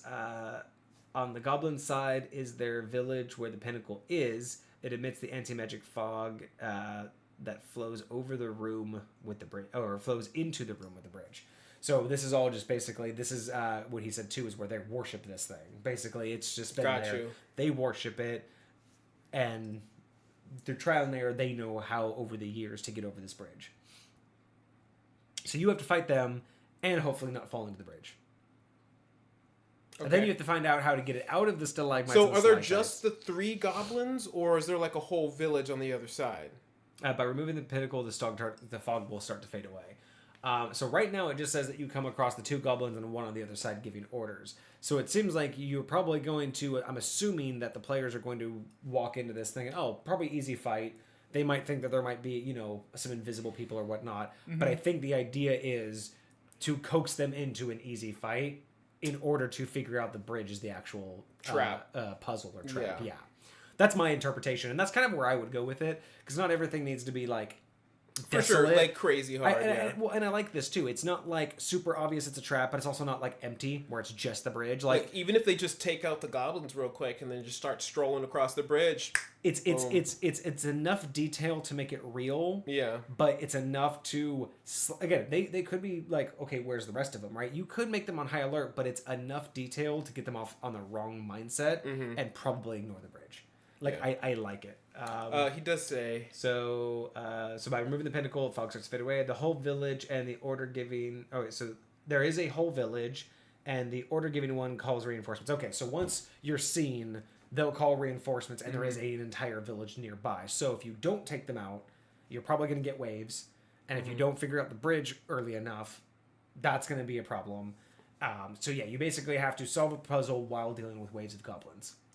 Legit. If you don't take out the goblins immediately, and then you still have to deal with the bridge. Imagine you got a warlock who's got there's one of the Eldritch Blasts that can like pull them towards you, so you can just like pull the guys off the bridge or off the cliff. Like Water Whip.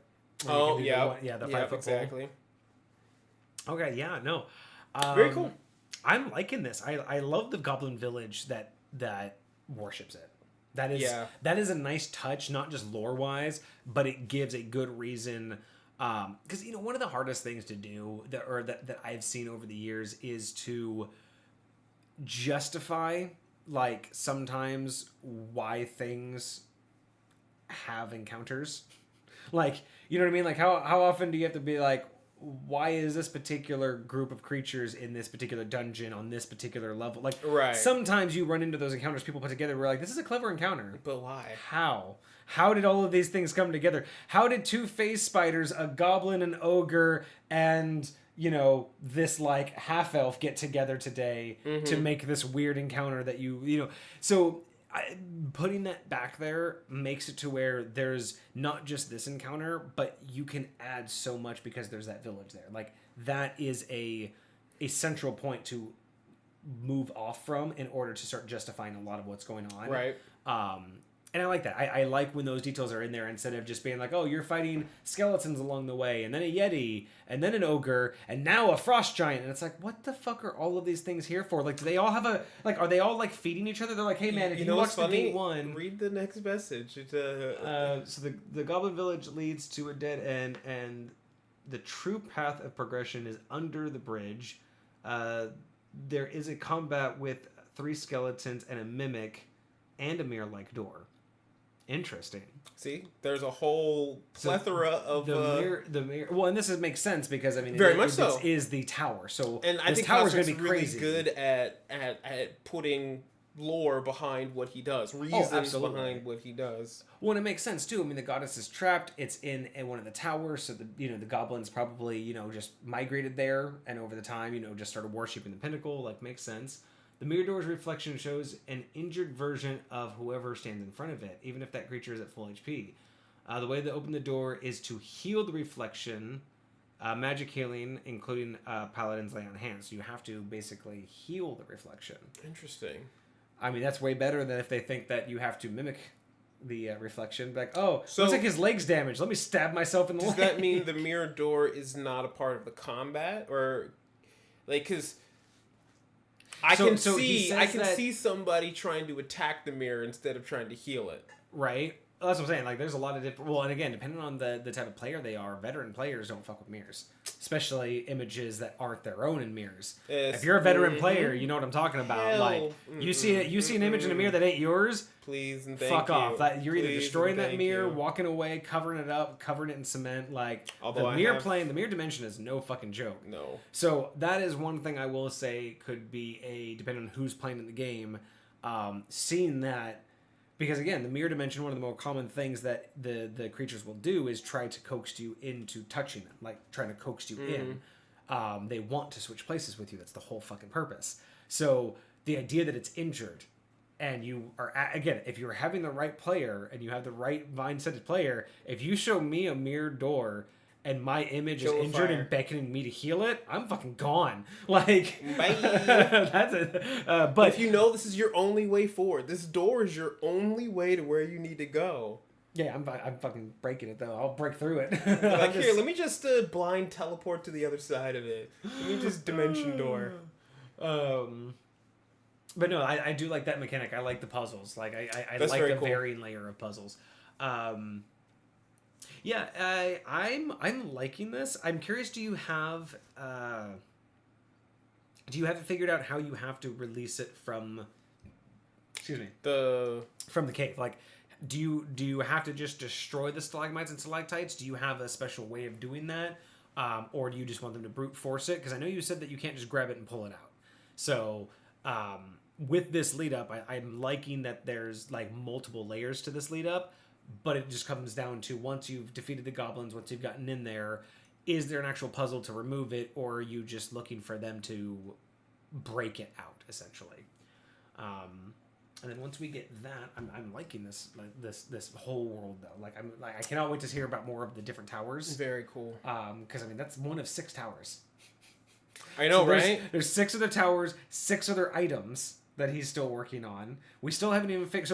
So we have 6 towers with puzzles, 6 items at the end of each tower, and we still have the rest of the scale collection, the dragon scale set. Yeah, exactly. So we have all of those from just this, like, end game. Just this one end game of his world.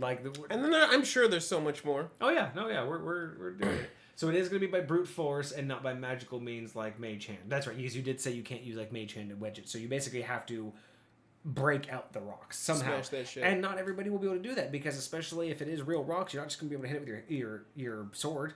You're going to want a hammer, or you're going to need like concussive force. Like, yeah, maybe like some, like, I don't know if you have grenades in there. But that would kind of make a lot for it, or make for a lot of different trial and error to how are you going to break out just sediment and rock. Mm-hmm. You can't hit a dagger. You can't just chip at it away with your dagger. Dynamite. I do like that. Okay. Very cool. Awesome. Well, those were fantastic. Thank you, Cosmic. I'm always loving hearing what you have. I cannot wait to hear about the other the towers. I can't wait to hear about the other items, the other puzzles. And the scales, like all of it. I can't wait to see it all in the big picture. I don't want to hear more about the gaming groups, but that actually is a good forced segue.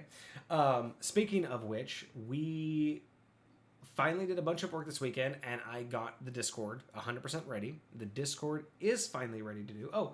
The Mirador is its own puzzle. Behind it is a sloping and curving stone corridor lined with exposed ore veins. Behind one of the ores is an illusionary wall hiding a boulder.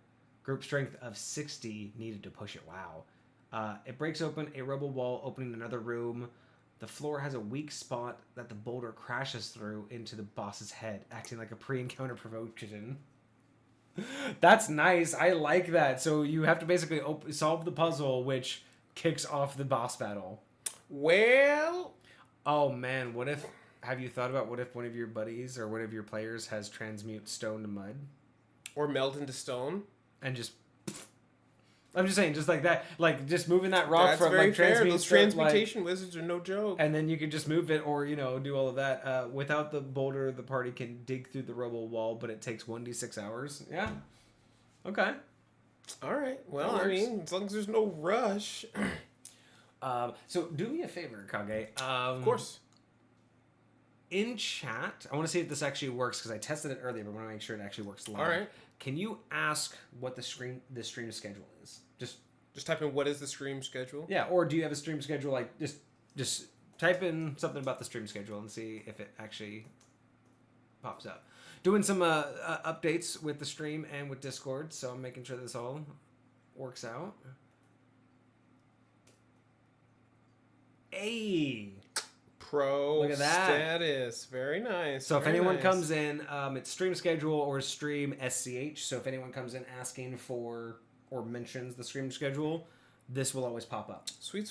Very cool. And I also have one now. So if anybody ever asks if we have a Discord or does the Discord command, which is !Discord, or just mentions Discord, you can just, even in the sentence, just ask if we have a Discord or ask if there's a Discord link. Boom, ladies and gentlemen, there it is. Welcome to the Misfit Gamers Studios Discord. I like it. All I can say is that if you are going to join, we are working on just some, again, we're pretty new, but we are working. I wanted to get as much I can ahead of time, so there are a couple steps to join. Just read the rules, just read what it says, and it should be pretty quick and easy to get you in. All I can say is just read the rules, because if you don't read the rules, you're just going to sit in limbo for a while. And then Cosmic says the boss is an Elder Silver Dragon that can be reasoned with, but the boulder landing on its head doesn't help, but it isn't impossible. So if you can restrain yourself from killing the boulder, maybe dig through or something, you'll have a better chance at talking to him. Okay. Hey, I'm here for it. But yes, so the Discord is now open. We will be allowing people to join. If you are just going to join and want to just kind of like look at it, you're gonna you'll be able to easily get the viewer role, which will just kind of let you see what's going on, but you will not be able to interact very deeply. I think you can only have one channel that you can interact in. We are basically making this a more specific follower Discord, so you will have to be a follower once we vet you and just confirm that you are a follower. And that's a follower on the stream, right? So a follower on Twitch, yeah. As long as you're a follower on Twitch, you'll be able to get access to the whole Discord. And let me go through that real quick while we got you guys here, kind of show you around a little bit. So essentially, you're going to have your greetings page. This is going to be pretty, cut and dry. It's just going to be some of the basic rules that we have for everybody. Just don't be a dick. Don't be a dick. Like most servers should have the rule, don't be a dick.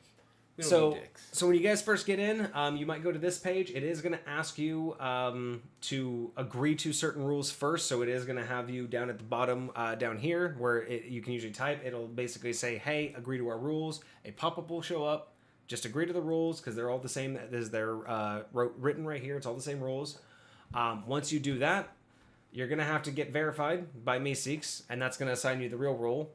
And then once you do that, you're going to have to let us know in follower verification. You're going to have to come in here and put your Twitch name. That's how it's going to be. It's a 3-part process. I know it sounds like a lot, but I don't want to fix a problem after it's a problem. So I do not think that anytime soon that we are going to have any kind of hate raids. I don't think that that's actually going to be a big deal, and I am not big enough to really worry about that right now.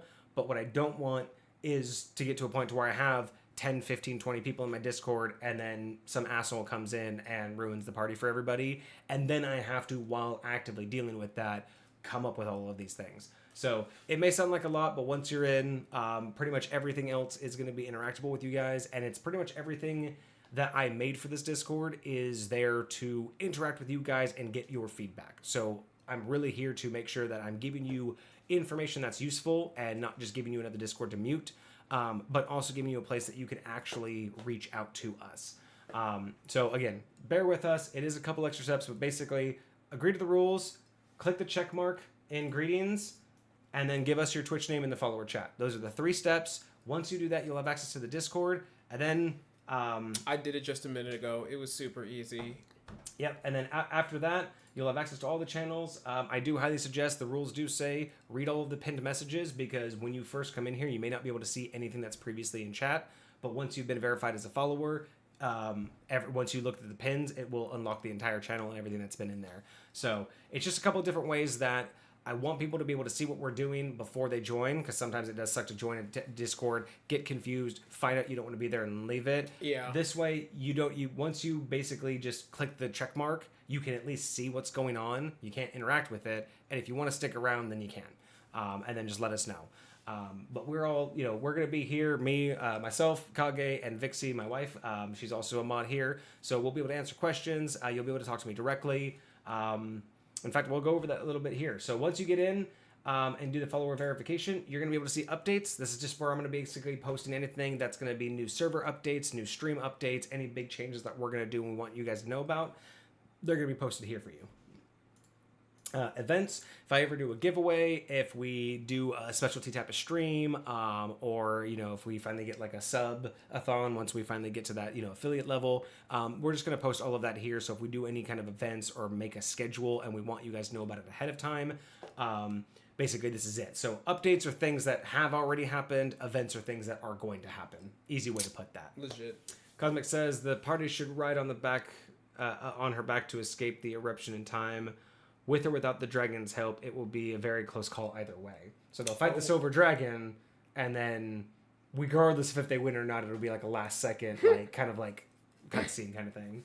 That's kind of dope. But yeah, so updates are pretty much things that have already happened. Events will be things that are on the way up. The schedule, I don't know how I want this to look yet, but essentially this is just going to be my stream schedule. Right now it's still the Monday, Thursday. I just don't know how I want it to look and how I want it to be out. But it's again, it'll just be a way for people to just check really quickly what's coming up. See what's and going on. if I have specific topics and I already have the titles for those videos, I might put those up ahead of time so you kind of know what we're dealing with. Very cool. FAQs, I don't have any right now because I don't have people talking and asking me a lot of questions, but we'll probably just fill this with some basic information about the stream, about the Discord, about myself, and we'll just fill this up so it's an area to just quickly look at. FAQs are always a good spot. Yeah. It really stops us from having to answer a lot of questions, multiple times. Leaderboards. I'm actually the most excited about this one and how we're going to set it up. I don't know all of the ways that I'm going to be able to make this look and, with syntax and everything. But basically what I want this page and this channel to do is I want it to serve multiple functions. One, I want it to be an ongoing list of everything we've ever rated. And it's just going to basically be, I don't know if it's going to be a link or like a little window inside here that you can scroll without scrolling the whole text. But I want it to be every item essentially in a chronological order that I've ever rated. And then I'm going to have other ones that are actual leaderboards, like, the top, rated class, the top rated subclass, the top rated, spell. And essentially it's just going to be a leaderboard of just those categorized items in order of rating. And if they have a tie, it'll probably just be in order of who got there first, like first come, first serve if it's a tie or whatever, just order of operation. But yeah, I want different leaderboards for all of that. And then I want the global one here. Cosmic says, do you know if the YouTube channel called No Rolls Barred They are alternate version of the classic games, one of which is a communist version of Monopoly. That sounds What? That sounds. I've heard of it. I've heard of the communist Monopoly, but I've never seen it played. That sounds crazy. I want to say I had a buddy who knew of No Rolls Barred, and they tried to get me to watch a video or two. I don't think I follow them. Let me make a note. I will watch them a little bit tonight, and then I might talk about them on the stream on Thursday. That's pretty good. That's pretty dope. Okay, so we talked about those two. It's really funny. Okay, good. Yeah, well, I'll go check that out. And then also, so this is all under stream info, by the way. Obviously, the updates, all of these are just areas that you guys can read. You guys don't have to interact with it. It's just places that you can go and get this information from. The two channels under stream information that you can interact with, though, once you're a follower, are going to be the suggestions channel. Essentially, this is just going to be anything that you guys feel would help us improve the Discord or the stream. So these aren't necessarily topics that you want us to talk about. That's a different area.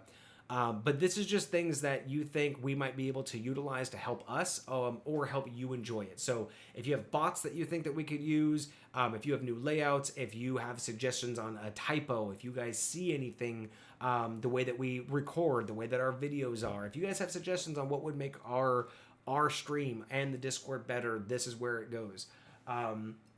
Basically, it's pretty quick. I have, a list of, easy guidelines, only one suggestion per message. Don't at us, or please only at the roles. Don't at us directly. Don't reply to other players. Basically, this isn't a place for you guys to talk to each other and answer. Like, these are going to be questions for the staff. So we just say don't answer other people's questions. And then don't openly discuss things. Like, basically post your channel, wait for your answer. Don't continue a conversation. And it's also a place where we have our ticket system started. So you can, with this guy right here, if there's any technical difficulties that you're experiencing or anything emergency wise, emergency or urgent basically. So, if you're having a problem with, someone else in the Discord, or you're having a problem with someone on stream, basically, if it's something that you feel needs our attention right now and is like either stream breaking, Discord breaking, or someone violating a rule, you can do a ticket, and that ticket will basically ping us all immediately, and we'll be able to get to that a lot quicker than if you just post a message. So, if it's just a suggestion on, hey guys, I think, next time try your camera over here, or hey, I can't really see the chat, can you make it last longer? Like, I want the chat, in stream to be on for an extra couple of seconds so I can read it. Totally great. Those are where we want these. If someone's messing with you or if someone's posting stuff in a channel we're not noticing, that's where you want to use a ticket for.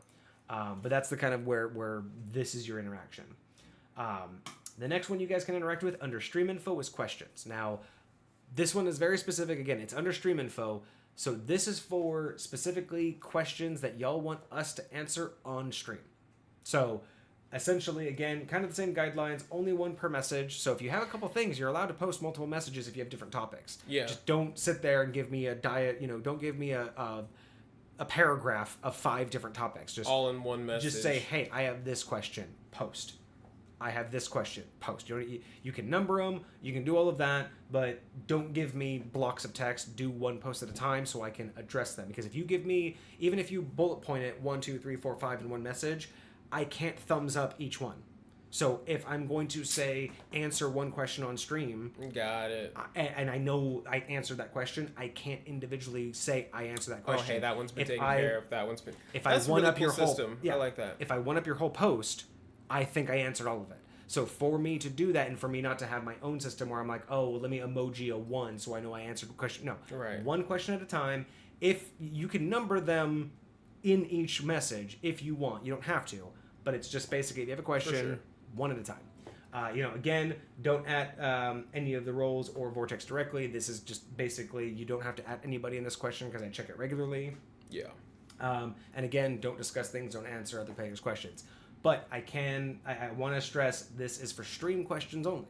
So it's questions that you want answered on stream, on camera, and you can specify by me or by both of us, but I have another area if you want, like, if you're in the middle of a game and you're just curious what Vortex or what Kage would do, or if you're just in chat with us and you have a quick question about a mechanic of ours or something, there is another area for that, and we'll get into that in a minute. But if you want to hear us on stream do it, that's where this channel comes in. Cosmic, let's see. There's a part 2 of the Communist Monopoly with 4 players. I was watching it before we went live, but haven't finished it yet. Here's a question. Okay, so here's a question. What if a fan wanted to draw... what if a fan wanted to draw Chibi and D&D of you and Kage? You need to post that question in the Discord. Yeah, hey, and there you go. Look what just happened when you vote Discord. Ah, yep. There's more Discord.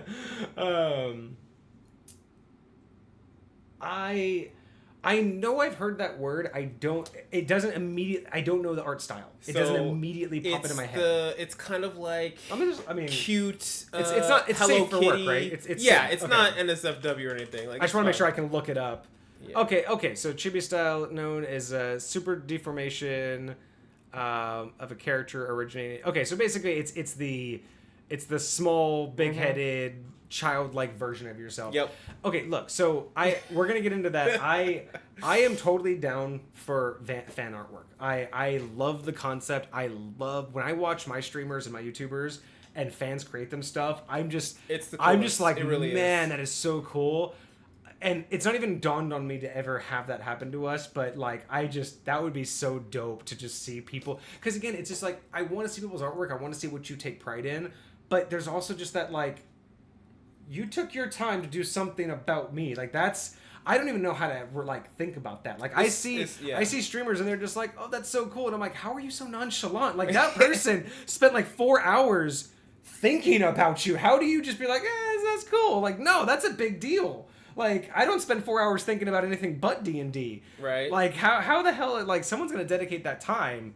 Man, I'm going to highlight it. And, speaking of which, we're going to get into how I'm going to highlight that just in a second. So, yeah. So, under the stream info, you have stream updates, events, my schedule, the FAQs and the leaderboards, everything you guys can check. Suggestions for the Discord and the stream to make it better. Questions that you want us to answer on stream. Cosmic, I could see Kage as an Aarakocra or a Phoenix Folk with the when in doubt, just wing it out. I would love to have a catchphrase like that. That would be so dope. That would be so fun. When in doubt, crash and burn. Listen, and then come right back. Okay, so that is the stream info side. That is probably, again, this is mainly just for improvements and for you guys to know what's going on. The Misfit Gamers tab is probably the tab that most of the followers will be in at all times. So, of course, because every Discord needs it, you have your community tab. This is basically a place for all of y'all to just sit back and chit-chat with each other and with us. This is just the general chat tab. It's where all of the posts of the bots do. So when you like you can see here, as you make posts and as you level up, it'll just post for everybody so everybody can kind of see what's going on. Like I said, everything has a pinned message. And yeah, this is just going to be your general chat. I don't know what else I can say. Polls. Whenever me, the staff, the mods, whenever we do a poll, this is where it's going to pop up. As you can see, we have a beautiful poll right here. Because Cosmic, I told you this like 2 streams ago that this was going to be the very first poll. So, which Misfit Gamers logo do you like better? There is a link right here. That link goes to... you weren't able to see it because it's not there. That one. So, there's a link. This link gives you to this webpage. This webpage has, both the items. And then you basically just, which one do you like better? Do you like the black on white or do you want white on black? Right now we are at 2 votes for black on white and 1 vote for white on black. Wait, is that what we're at? Yeah. It's then I voted for the wrong one. Okay, so you can good example, so you can untake your vote off. So you can only get 1 vote, but you can take your vote off by re-clicking the same number and then clicking the other number. But you can only have 1 vote. So if I click the other number, I will take your other vote down. Got you. So that is kind of cool about this, is like literally, so if you click one and you don't like it and you click the other one, it will take your other vote down. You can only have 1 vote. Alright, so when you say black on white, black text on white background. That's the one on the left. Okay, so I chose white text on black background. Which is the dark mode, That's the one I wanted to vote for. Okay, cool. Yeah. I wanted to make sure I voted for okay, so I voted for 2. Alright, we're good. Good. I think I meant I like the white on black myself more for stream. I like the white on black for the Discord, or the black on white for the Discord. It looks better.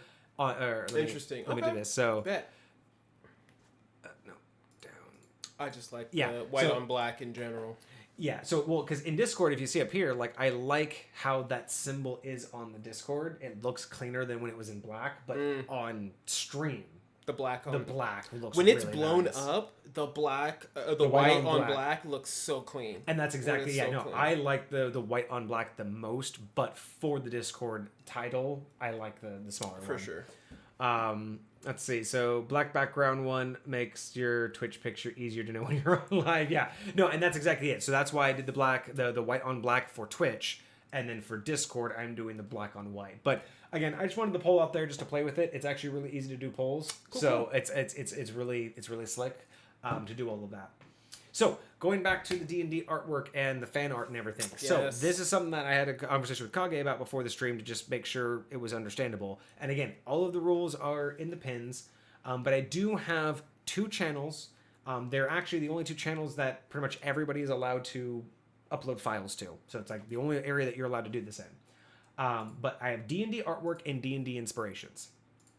D&D inspirations is pretty much the catch-all. You can post anything here. So if you found a cool picture online, if you like to use AI generated art, if you just basically have stuff that you want to show people, or like, hey, I don't have a good picture of this, and you're like, I got one for that, or you like to look up Google Images and you just have a repository of D&D level pictures, feel free to share it here. This is your opportunity to basically share anything that you have found that is D&D related.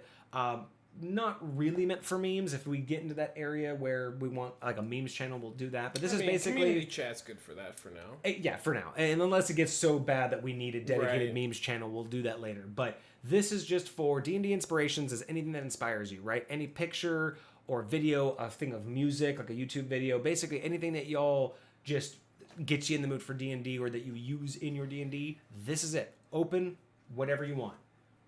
The only reason why this exists to catch all is because we do have the D&D artwork channel, and this one is going to be specific, just like it says. It's basically artwork created by you or your gaming group. So the idea is that this is hand drawn, or you're a digital artist. This is created by you. This is not something you Googled. It's not something you went to AI art and just gave it a sentence and it pops something out for you in mass. Basically, this is where I want people to be able to post fan art. And again, it's you or your gaming group. So like Kage, his kids that he games for, that he DMs for, they draw. And they draw their characters, they draw stuff for the gaming group. He's totally free to come here and post that because it was handmade directly relating to him and his gaming group. If you find a hand-drawn thing on the website, that does not belong here. That is not yours, that is not your gaming group. That does not belong here. I don't care if that it was hand-drawn, that's not yours. And it doesn't relate to you. That goes in inspirations. If you are a digital artist and you just do amazing digital art, you are free to post it here. Don't be spammy about it if you have a ton of stuff. I mean, I get it, you want to share. But where I'm going to draw the line is it's going to be kind of hard because I can't guarantee that I know what's digital art and what's not. But the line is basically context and volume. If you post one picture and I can't tell and you're claiming it that it's yours, that's fine. But if you try every single day to post artwork that we're all questioning whether or not it's really you and you have no other way of proving it, that's going to be spammy, right? If you're obviously posting something off of Google, it's spammy. If one of us catches you posting something and we know it from a video game or we know it from an anime or we're like, hey, we know that from somewhere, we're going to catch you on it. But unless you're the actual original artist from it, then I'm going to want an autograph. Exactly. But the idea is not to be strict. The idea is that I love the idea that people create artwork. I love that people do fan art. I want to promote it, but I do not want it to be devalued, and I do not want it to disappear in a stream of Google images. Yeah. Again, not to say I don't want people to share. I want people to share anything that does that for you. If you Google search images, if you go and you find them elsewhere, if you go to DeviantArt, I want you to share all of that stuff. But if you've done it yourself, if someone put in the hard work, I want that to be highlighted. And that's why we have D&D artwork as its own category, because I want people to feel proud about what they've done, and I want to be able to put it up on a higher pedestal than someone who went to Google and said, show me a bloodied elf with a dagger in his mouth. Like, that's not as cool as being like, oh man, during this one battle, I had this scene where like my hand was cut off and I picked up the dagger and put it in my mouth, and that's what I drew this for. That's the fuck I want. That's what I want here, and I want everyone to be able to come here. That's kind of and dope. only see that. And we can do and another reason. So where would we can do where contests would Cosmic's easier. Chibi art go? It depends. It depends on who draws it. If he draws it, If he draws it, then it's going in here.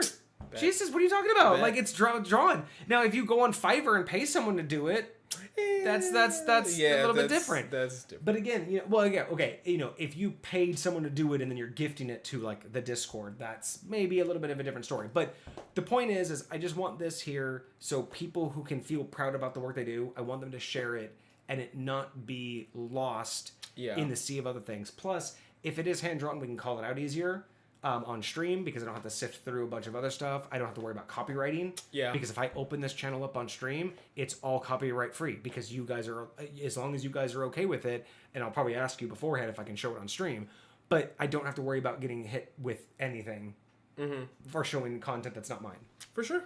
So anyway, that's what it's a long drawn out reason of just saying, again, don't be a dick. Let people show off what they've actually created. And then under Misfit Gamers, this is where I mentioned this before with the stream info has questions to answer on stream. I do have a DM question section here under Misfit Gamers. And this is basically, again, just like the guidelines say, it's just for you guys to post questions that I will answer in the Discord. So unless I just love the question and I say, hey, Kage, let's talk about this. These are just like, hey, you're in a gaming session and you're wondering what kind of call I would make. Maybe you just hop on your phone and go in the Discord, be like, hey, DM Vortex, like, what would you say in this situation? Maybe you're running a game and you want to, have that discussion. Maybe you want Kage's information. Maybe you want to know what he would do. This is one of those areas where it's primarily meant for me. I might make another area where if it's asked for, like, if they really want, like, a dedicated chat area for just your questions, because that's totally cool. If you guys really do want a specific like DM question and then a Kage question, so you can get like the Cineverse like exit reasoning behind it.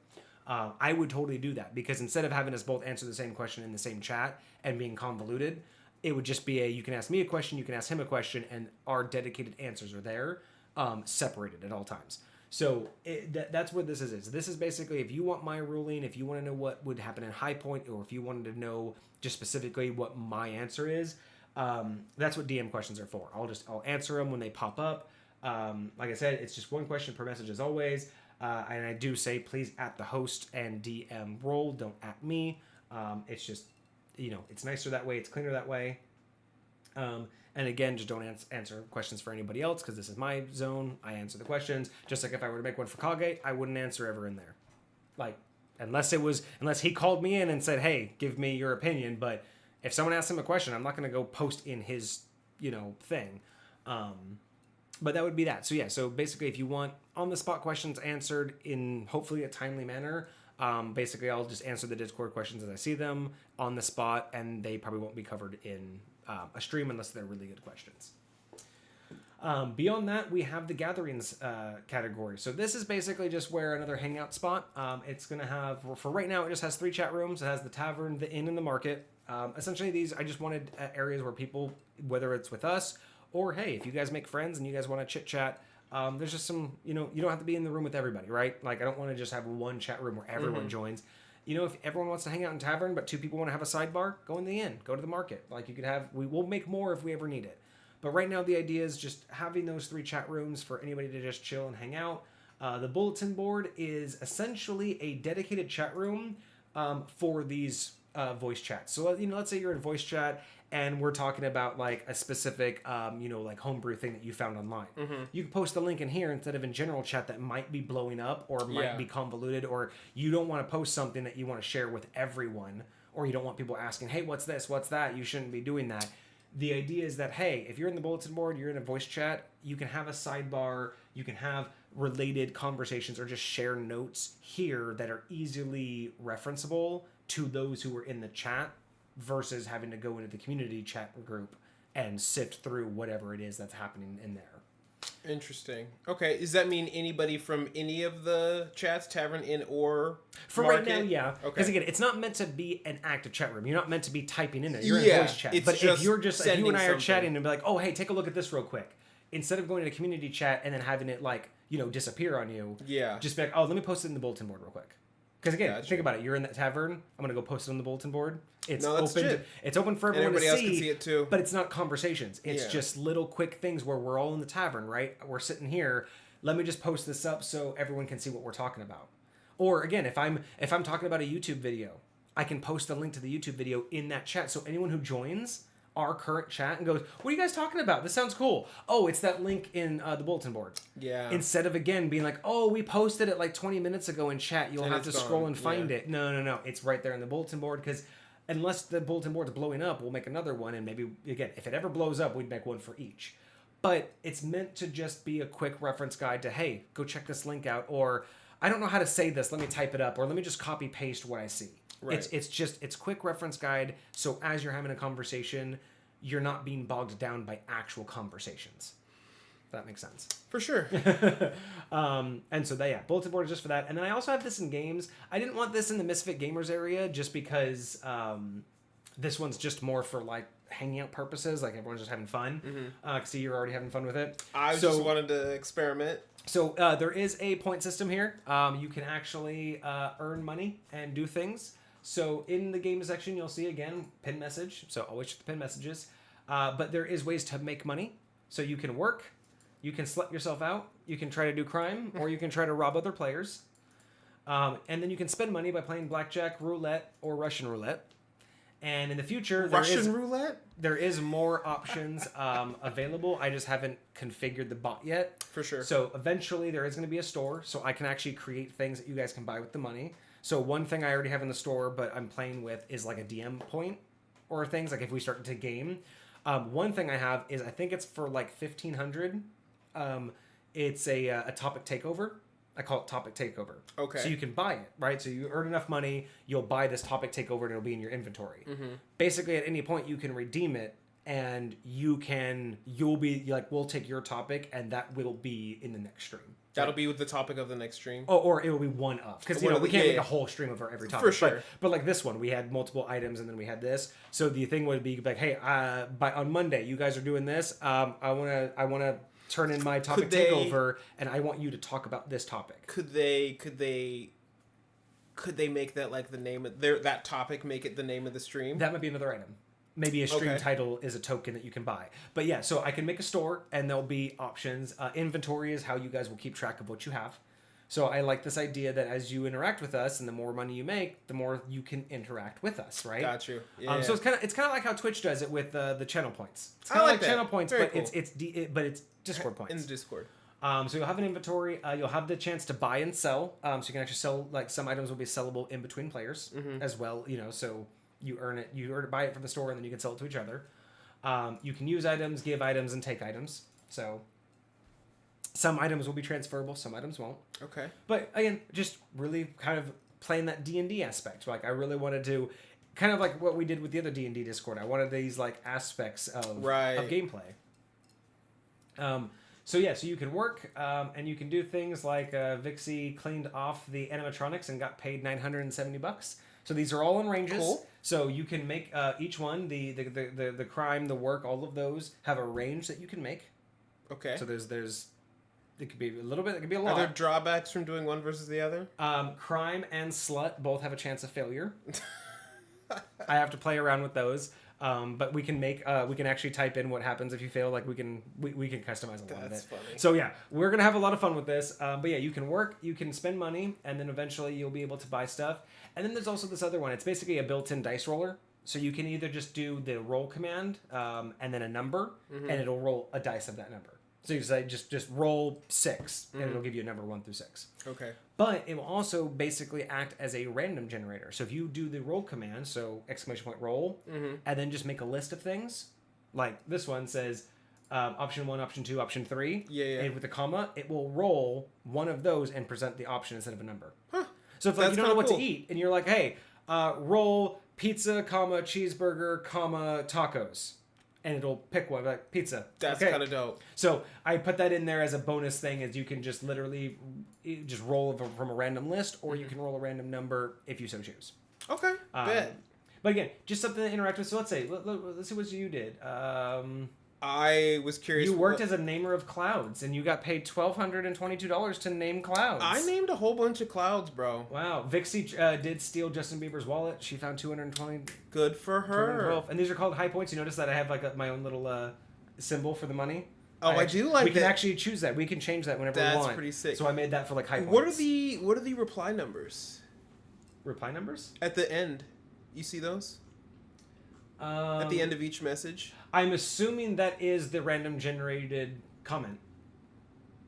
So reply number 8, you got reply number 8 of however many Got they've made. it. Got it. I'm assuming Okay. they just rack them up. Oh wow, there's a lot then. I'm assuming, yeah, no, these are hella random. And then so you played roulette. Well, I didn't play. I just did roulette info. Oh, okay. So this is how you can. So you want to play while we're live on stream to show everybody. So let's see. So you can place multiple bets on a roulette game. So you type in the roulette command, the amount you want to bet, and the space you want to bet it on. Okay. And then payout, you get there's your payouts. So like for an example, roulette 200 on odd, or 200 on black, or 200 on 17. Okay. But you can I believe I set the minimum bid on this one to 5. Just the number 5. The just minimum 5. Okay. the minimum bid is 5. Okay. So again, we can change all of this. We'll have to do. I'll have to show him all of this. Let stuff me in the roll background. one. Let me roll one. But it's really fun. It's just again little things that you guys can do to have fun while we're not streaming, while we're not on the Discord. I like this idea because I have so many Discords I'm a part of. Like you guys can see here, I have these little groups right here of all these Discords I'm part of, and I just don't interact with them, right?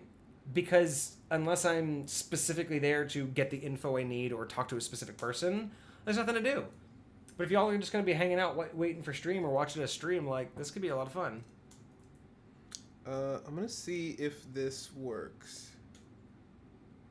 So, 33 on 33. You have placed a bet of 33 on 33. Time remaining 30 seconds. So this is probably going to allow a couple people if you want to bet more bets. Oh, okay. You have 30 seconds to place more than one bet, and then in that Gotcha. time frame, it should roll. I haven't played roulette yet, so I don't know how this is working. All right. I wonder what happens if I placed a bet. Roulette 10 on 10. Oh, yeah, look, it's the same one. It's the same 6 seconds. That's So we can dope. all play together. Ball landed on black 6, no winners. Oh, dang. I was too slow. So you placed a bet on red, so let me do I want to do 10 on 10. What if I did 10 on what if I do that? No, I can only do it. So 10 on 10. Oh, I spelled it wrong. Oh, within 4 seconds to spare. Yes, I got very him. nice. Black 4. Okay, No winner. so let me do. So yeah, just stupid little stuff, right? I like it. So let me do roulette. Let me do 10, 12, 21, and 13. Oh, I don't have enough money. I only have 7 in cash. So I've run out of out money. here rolling deep.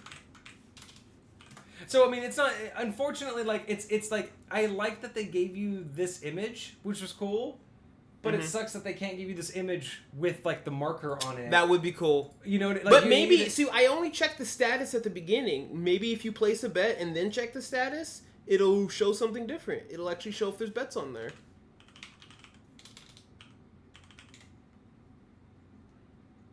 Too few arguments for that bet space. What did you type before?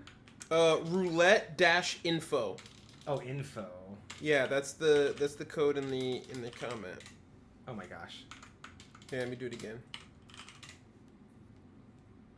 Yeah, so it just tells you how to play, but it doesn't like update the board. But yeah, I mean, it's a little thing, you know. But I mean, Okay. the fact that a bunch of people could sit down and a bunch of people could place bets Play roulette. and within 30 seconds and just do that. There's also blackjack, so blackjack 3. Oh, minimum bet 10. I don't have 10. Well, Oh, here. Let me go to work. Let me go to work, guys. Hey, so there we go. now you got money. So blackjack 10. So this is how it works. So my hand, I have a 15. They're showing a queen. I got to hit. I have a 16 and they're showing a queen. I got to stand. They're gonna beat me, aren't they? Yep. That was it. That was it, but that's kind of cool. So That's boom. really cool. And it just takes care of your inventory, so like I should be able to. Can we check how much money we have? We should be able to. Question is how we're. Balance. \balance. You said \balance? Or Gotcha. exclamation point. So you do have a bank, so you can transfer to the bank. So you can. I believe I capped it at you can only have so much cash on hand, but you can deposit. So you can do the exclamation point deposit and deposit money into your bank. So I can go. Yeah, deposit. And then I'm going to deposit 200. So now if I do... how come it won't let me... Oh. If I do balance, now I have money in my bank. So I do believe that I had a situation... I think I have it where you can only have like 10,000 in cash. Basically, so you can't like, if we do raffles or something, you can't basically like outbid people that quickly. So... You did /deposit? Yeah, exclamation point, deposit, and then the amount that you want to deposit in your bank. Okay. And then it will just move that over. So let's do... Should probably make another one for, like, instead of games, I should probably make one for bank. Like, but I guess it's probably not going to be that big of a deal. So you deposited $1,000 in your bank. So now you could bet all of your cash away and you'd only ever lose 180. You could bet all your money, but you would only bet 180. Oh, that's cool. Because you'd have to withdraw. You have to use the withdrawal command to take out of your bank. Very nice. So, little thing there. And then moving on, we have the Dungeons and Dragons category. This one is basically just resources and news. I don't really know what I'm doing with this yet.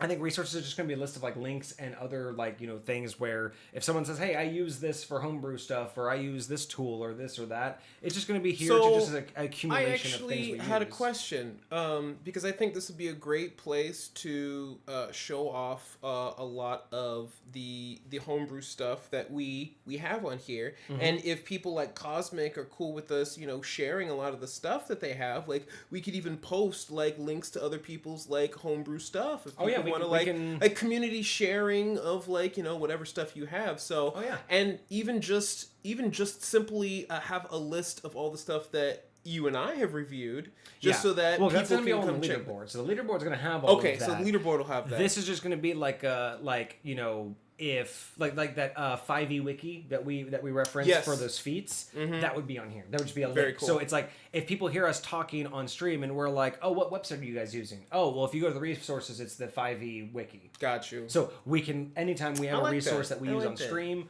or if a viewer's talking to us and they're like, oh man, I love this website and we really like it, we can just add it to this list. Like, hey man, we promote, like we say you should use this website. Very cool. So that's what the resource for D&D news.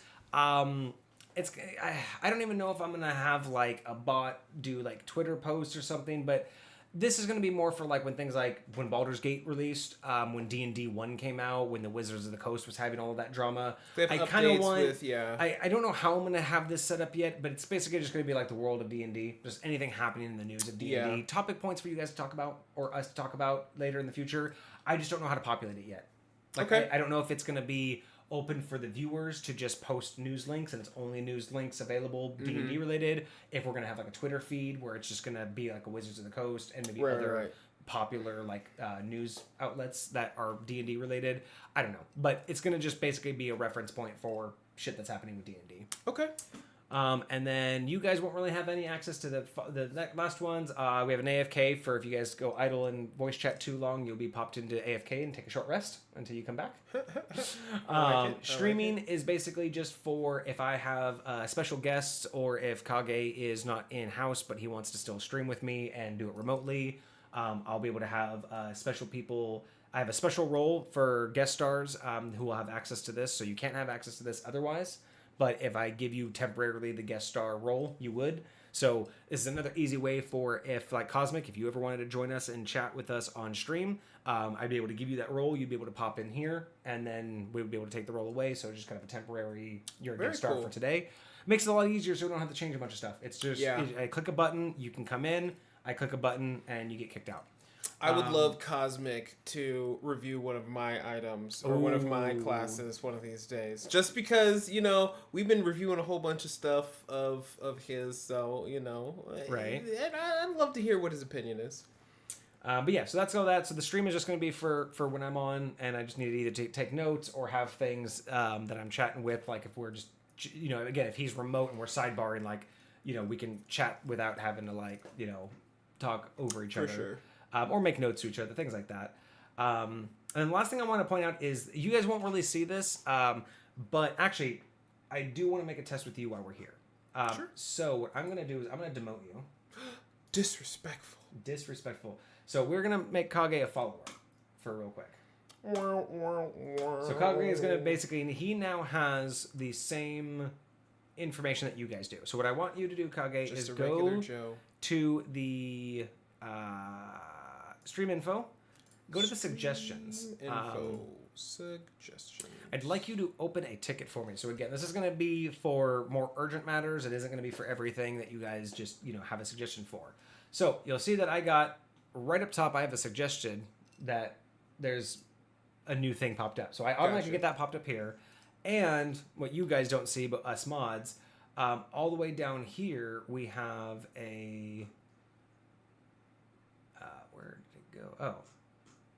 Oh, yeah. So we have closed tickets down here. So we have this guy, which is a suggestion. So if I come in here to the suggestions, the new ticket has been created.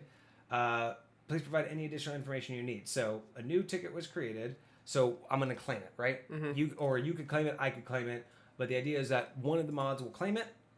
And then once we claim it, now we actually have what's going on here. So your ticket has been created. Please provide any relevant information.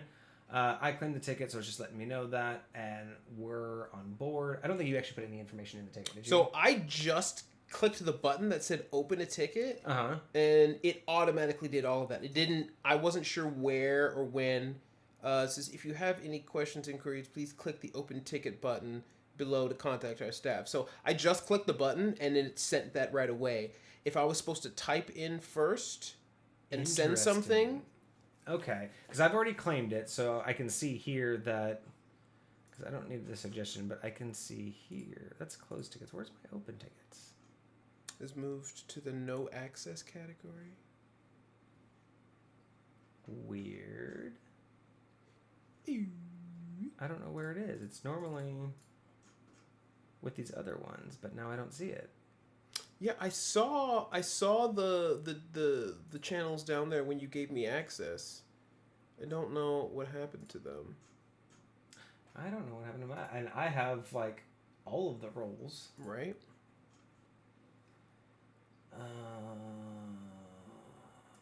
Where... Okay, so if I open a ticket... Oh, I can see created tickets. And there's closed tickets.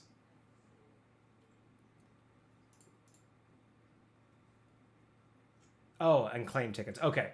I don't know why they're only active when they're full. So... That's really weird. But yeah, so we have them all. Oh, I see what you're saying. It's only active when something's in it.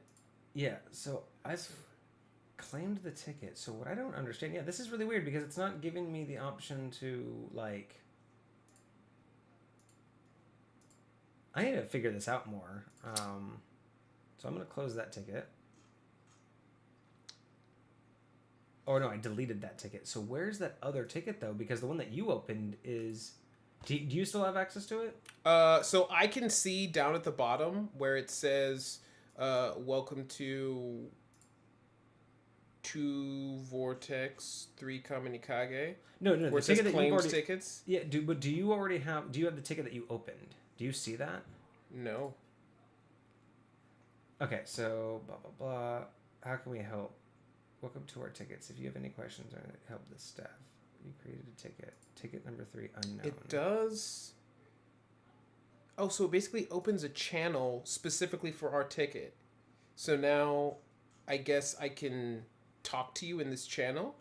So try that. Be like, because I don't see that channel anymore. That's what I'm trying to figure out is. It's a new system, guys. I haven't actually played around live with how a ticket actually works yet. So when I go into the suggestions, Mm-hmm. There is a message in there, and that message has a link to our chat. Interesting. So That's so weird. yeah, I don't have it anymore, but that's because I was messing around with things. So here, let me give you co-host back. Okay. You should have. Yeah, it's down there under claimed tickets. All right, so go ahead and delete it. Just Just straight up delete it real quick, just so we don't have that Yep. anymore. Because yeah, I don't have. I had all three of my. boom, gone. I did have like the tickets at the bottom, but now they're not there anymore, which is really strange. It must be only when a ticket's available. So if you want to look me- at mine, So let me open. I'm gonna open up a ticket. so because I see them all three right here, they're empty, but I see them. Yeah, and it might just be that the way that it's working now that it's now that we're actually using it. Yeah. It may just be that it's updating. So I have to wait a minute before I can submit my own ticket. I have to wait 40 seconds to submit another ticket. Okay. But yeah, so it does seem like it might open up a different chat. I just don't know what. I was just trying to see what it looks like on the follower side. Gotcha. Like, what's it going to look like when So, you guys submit from to my the ticket? perspective, basically what happened is I pressed a button, it popped up, and then it was kind of in limbo until you received it. And then once you received it, there's a little section that changed to the name of our chat. The name of our channel that I can go to, and I can click on that from that ticket response and then basically chat with you from there. Okay, let's try that one more time then. So now you're a follower. Go ahead and open up another ticket. Okay, Let's actually see what happens. So I'm just kind of sitting here. I'm going to be sitting here talking to the community. So it's crazy because I still see the old one. I still see the old Did ticket. you delete it? I deleted it, but I still see the message that gave me the information about it. Right below it should say dismiss. It says unknown now. Oh, weird. Yeah. But I'll open up a new one. Yeah. Bloop. It's I'm thinking, boom. Okay, a so, brand new one. I don't see any tickets down here, but I do see suggestions. So for me, So at least just it pops says, up. It does pop up on my suggestion list. it says created tickets. And Okay, at the so bottom, your ticket has been created. Please provide any additional information you deem relevant to help us answer faster. So you don't have the ability to add anything yet. I don't know where I would if I do. Interesting. I can click on actually see the chat you're in right now. Yeah. That's the chat I can go to. Can you So type- I can go to that chat and I can type right now. So that's what it is. So yeah, so go ahead and then so you would create the ticket and then you basically give the info about what's in the ticket. Got it. So I create the info. I click on the link that it gives me, and I'll be like, I need.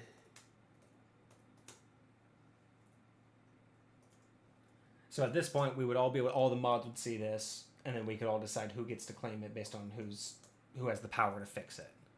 Gotcha.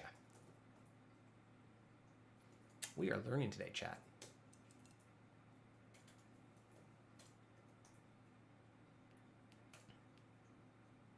I need to know how to confirm my Twitch name. Perfect. So then I'd be able to click. I Then claimed it. Renames our chat. Yeah, so I've confirmed it, so we know who it came from and who's claimed it. Mm-hmm. And then I can do that.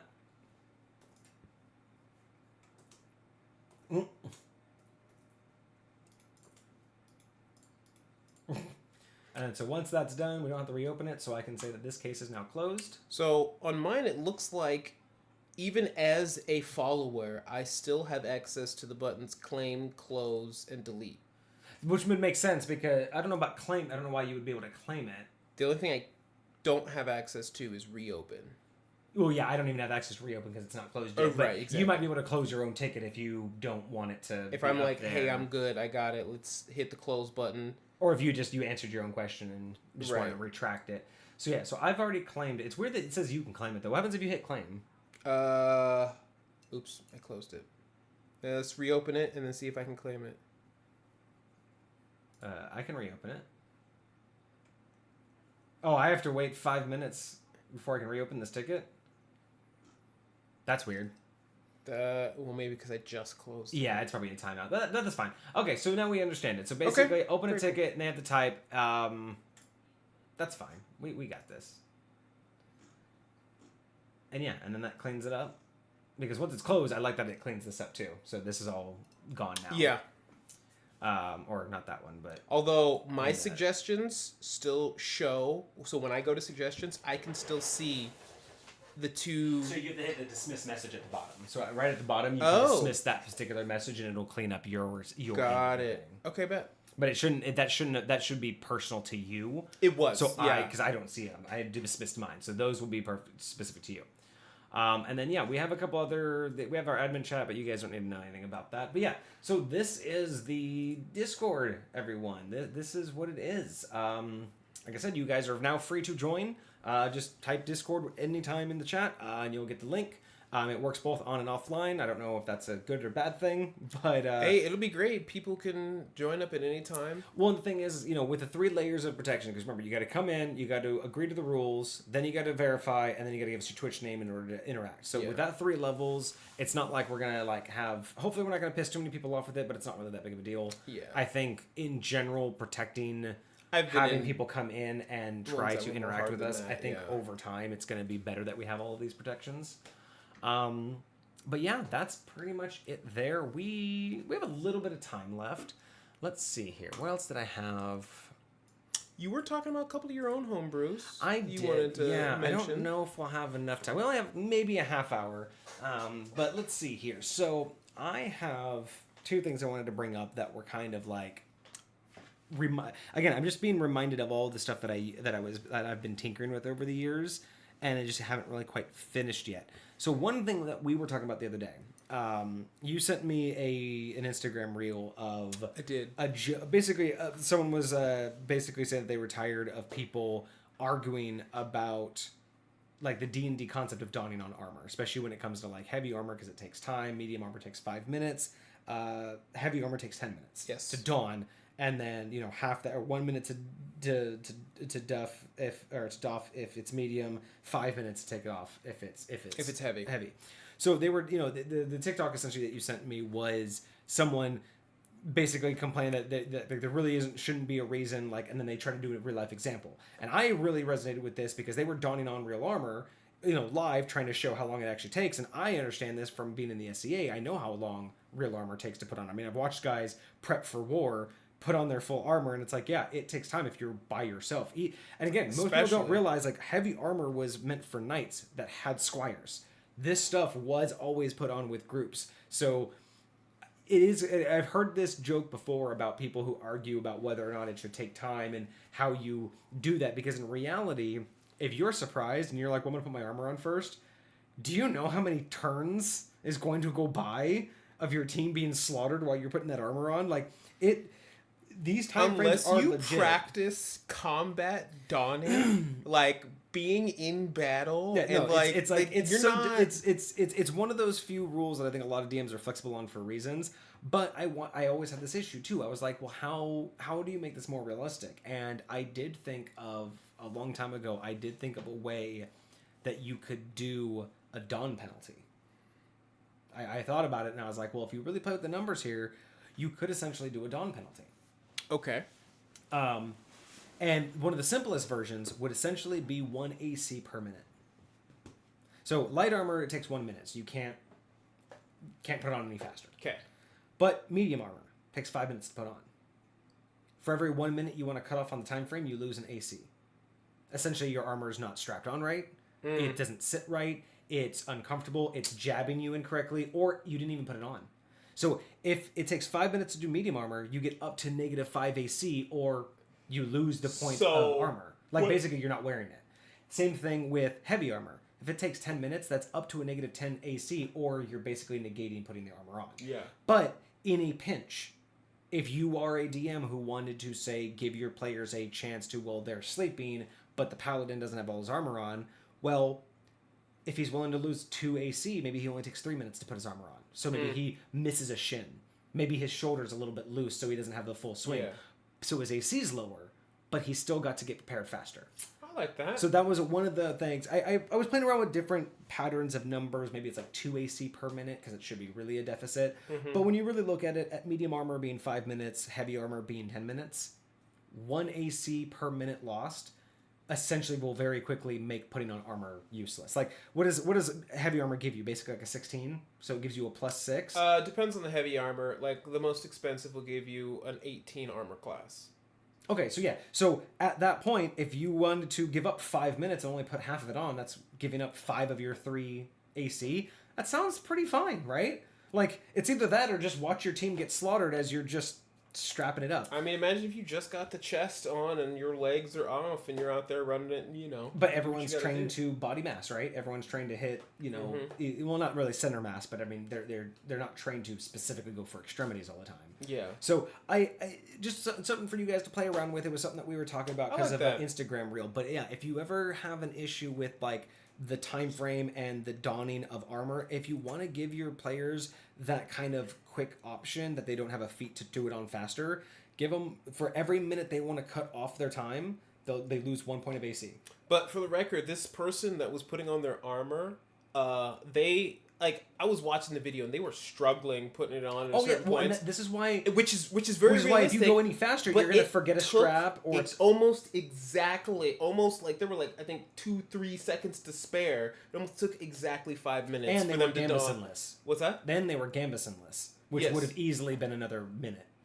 And 30 seconds to a minute. Easy. So like I'm like. So again, the time frame works. So that's why I'm like legit. 1 AC per minute. Basically, again, it means that a piece of armor is loose, and therefore it's not perfect, or it's too tight, and it hurts, and you have a lack of movement, so you can't guard properly. You're less dexterous. Or again, because if you cut off a whole 2 minutes of your 5 minute process, you're just missing that piece of armor. So the idea that you're losing AC to gain the speed boost, because again, like with, you know, if it takes you 5 minutes to put on medium armor, and it usually medium armor gives you what, anywhere from 4 to 6 AC. Mm-hmm. There's going to be a point to where you basically shouldn't stop putting the armor on. Yeah, you know, all you got on was, you know, a shoulder strap and a leg strap, so maybe you got a +1 to AC. Just stop putting the armor on. Yeah. Whereas if you're having heavy armor, yeah, you may not get your +8. But if you still want a +3, take 5 minutes, put half of the armor on, and go into battle at least somewhat protected. You know, like you said, put your chest plate on, put your glaive on or whatever. Yeah. Like, so again, just something I thought about, and I was like playing with a long time ago. Never ended up doing it because I don't typically play those situations where putting on your armor is on anyone's mind. Like, I don't usually set up scenarios where that's you the gotta game wake changer. up out of your. Or it's just too obvious. It's like you were woken up in your sleep, so there is no armor. Like, it's just, you know what I mean? I don't really give those times where it would make sense to choose whether or not to do this.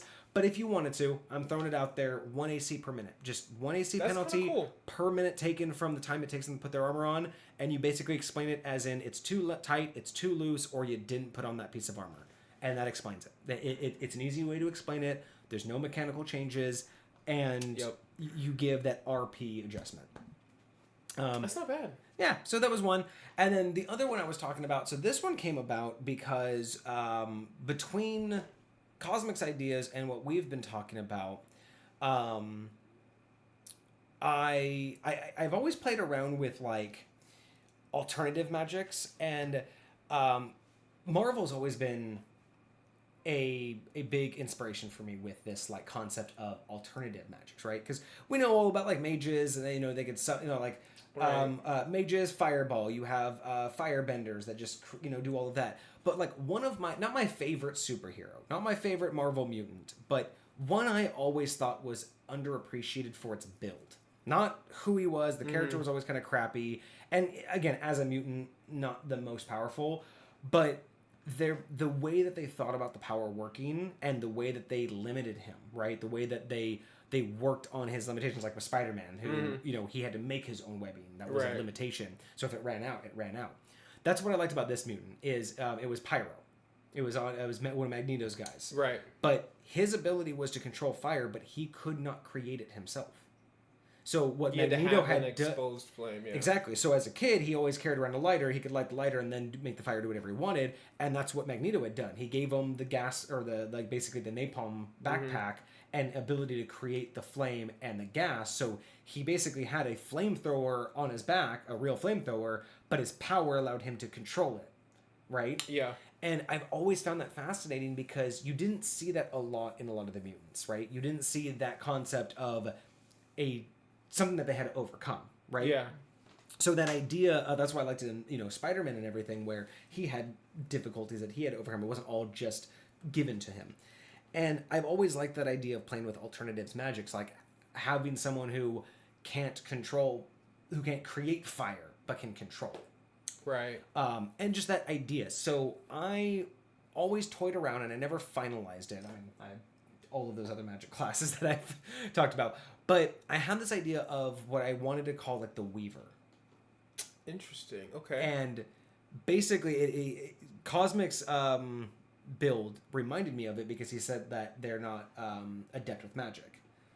And his build, his subclass was not adept with magic, so there's backfiring. And that reminded me, when I was thinking about it, of of this Weaver class that I was considering, where it is a magical class that cannot cast spells. Okay. Similar to the way Pyro cannot create fire. Yeah. But they're a weaver. As in, if you remember how I talked about magic, is I loved Forgotten Realms and the concept of the weave with magic. Mm-hmm. So a weaver is just that. They are a weaver of magic. They cannot create it, but they can manipulate it. So it's an entire magic class based on the manipulation of already existing magics. So someone casts Fireball, you can use that fire and that Fireball to manipulate your own magic, but you can't make the Fireball yourself. So could I turn someone's Fireball into a Firewall instead? You could do that's a manipulation version of the Weaver. So there's multiple areas you can manipulate, which is basically buff or debuff. Mm-hmm. You can command, which is basically take control. So someone does magic and you basically take ownership of it. Mm-hmm. So redirect it, kind of. You could completely like remanifest it, so you can manipulate it. I didn't think of it all the way through, but the idea was like that their source had to be existing magic. So these guys also opened up things like, you have like, I like when DMs, if you're a magic user, I like when DMs give magic users a magic sense. Mm-hmm. You know what I mean? Like, you don't have to sense the aura and get magical things, but touch an item and you know it's magical. Yeah. Walk into a room and you know that there's a magic aura somewhere, like a tingle. Yeah. Nothing major. You don't know that there's a trapdoor. You don't know it's a cursed item. But it's like, I don't mind it when certain magical classes can pick up an item and focus on it and go, yeah, there's like magic weight to that. That's all you need. Just, I like that. And again, I have it locked to some of my some of my classes. We were talking the other day about, the Pinnacle? Yeah. The Pinnacle, right? Its ability mimics, what's that spell? The anti-magic cloud or whatever. So it's not originally a cloud. It's anti-magic shield. But this one mimics a fog cloud. We're going to take that spell as an example. And this is, I don't know, you don't have everything like, but just as a thought, like, okay, I can manipulate magic. Now, specifically this weapon, this blade, this sword is emitting that, let's say it was an actual globe. And it says that it stops any magic except for its own. Exactly. So the Weaver would be able to manipulate that. Be able to take that field and... Yeah, the field itself is the magic it's manipulated. It wouldn't be able to do anything else, but it could manipulate that field, yes. So that was why the Weaver was really interesting, because, like, it's not just... Like, in combat, you think, oh, so you're basically just a buffed out, like, constant counter. It's like, yeah, you could look at it that way, where you're constantly fighting mages and you're countering, essentially, or, basically using their magic against them. But imagine it where... Like, you have, like, the spell Alarm, where, you trigger it and then a mouth appears and it gives you a warning. That's just raw magical essence. Imagine being able to know that's there and manipulate it. Like, that's what the Weaver could do. That is magic that is sitting there, waiting for its trigger, but it's a vessel of magic that's sitting there. But it didn't have to create it. It's just there for it to use. Couldn't you say they could do the same thing with magic items? Well, that's the idea. You could, the idea was for this class to basically, again... How would they do, like, think about giving them a wand of Fireball. Imagine when they cast that wand, what could they fucking do it? Bro. Yeah. Imagine the party build. If everybody in the party can do some sort of magic, and this person can buff, debuff, redirect... The fact that you have a Weaver that's just sitting in their background, just doing shit to the magic, flying around. This Weaver multi-class is like a barbarian, because you can't cast magic as a barbarian, but who says you can't manipulate it? But I mean, even so, just like Bruh. imagine just being in the background of the campaign and you're just like instead of just doing counterspell this and counterspell that, you're like, oh, that witch bolt goes to your own ally instead of my ally. Oh, that magic gets diminished. My guy gets a buff to that. That thing has extended range. I honestly That think this would AOE be hurts more. a sick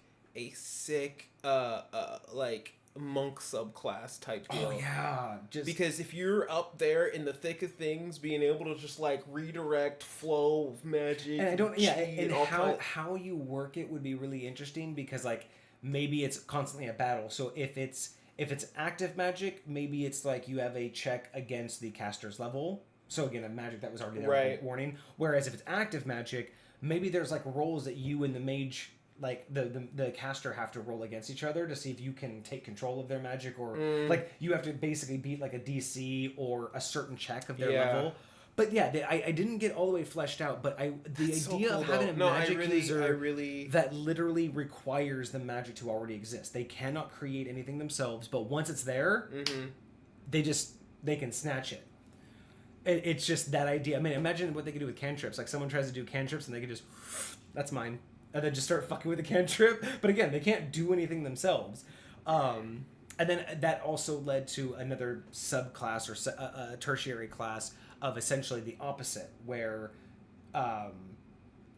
they don't cast magic, they can't manipulate magic, but they can either just destroy it or absorb it. Like you do dancing lights and they're like, and then they become temporarily more powerful or something like that. But the idea of like anti-magic, like their class is anti-magic. Their class works on taking magic down or away or getting rid of it instead of this one, which is manipulating it, and the normal, which is creating it. So just different classes I was trying to play with, but I couldn't ever quite nail it. I might play with this one now that I'm better. This was years ago that I thought of this, but now that I'm more steeped in my own like classes and I have some. I like that anti-magic one too, because that makes me feel like if you've ever seen the anime what's the one, Black Clover? It's basically this, everybody in the world has the ability to use magic except for this one dude, and he's got like no magic abilities, and so he like buffs his like physical abilities, and then he finally gets paired up with this this magic book that gives him a whole bunch of like anti-magic stuff. And so everyone else in the world tries to like bust him up, and he can basically Just deflect and stuff. No matter how powerful your magic is, he can wreck it. So I like that. I don't know. It was really like I can imagine, I can see that being like a fighter subclass, where you absorb magic and it enhances your physical abilities or something like that. So you're like you're the anti-magic tank. Like it's that would be kind of sick. That would be very, very cool. Especially if you could like embolden your like someone shoots a lightning bolt at you and you're like absorb a certain amount of that damage, and then you empower your blade with. So there was another one too. Another thing that triggered this is how all of these things like happen. Like he's talking about this and the anti-magic, but so his was like the potential backfire, and then there was also another meme that I saw on someone did a meme where he called it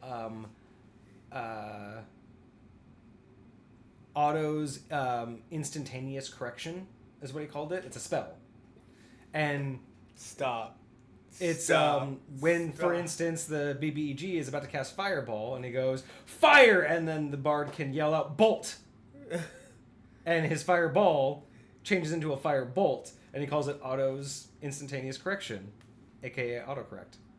I really like that, but does it have to be another spell that already exists? I just think it was I just think it was funny, and that's I think that along with Cosmic's like idea of the debuff like is what reminded me of this Weaver class that I was making.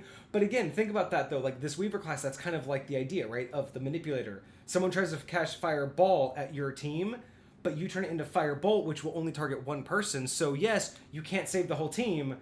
But you took less damage. Can I change it to Flower Ball instead of Fireball? Maybe if you're so high and then level, it like and it just turns into a bunch of flower petals.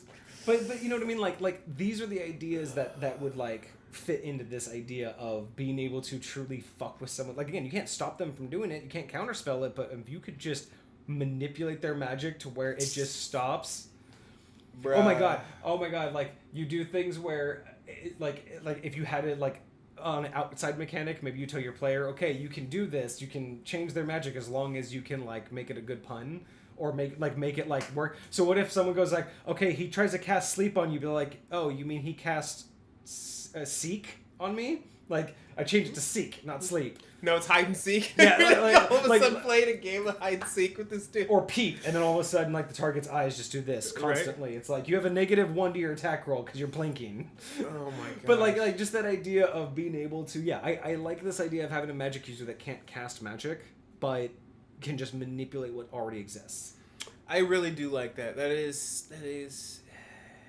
It leaves the door open for a lot of really cool stuff, especially if you have good teammates, especially if you have a DM that is willing to play around, kind of like we were talking about with the Aarakocra and the Phoenix subclass. Yeah, if you can really build a campaign and a storyline that you can do such cool stuff. Ooh, yeah, very much so.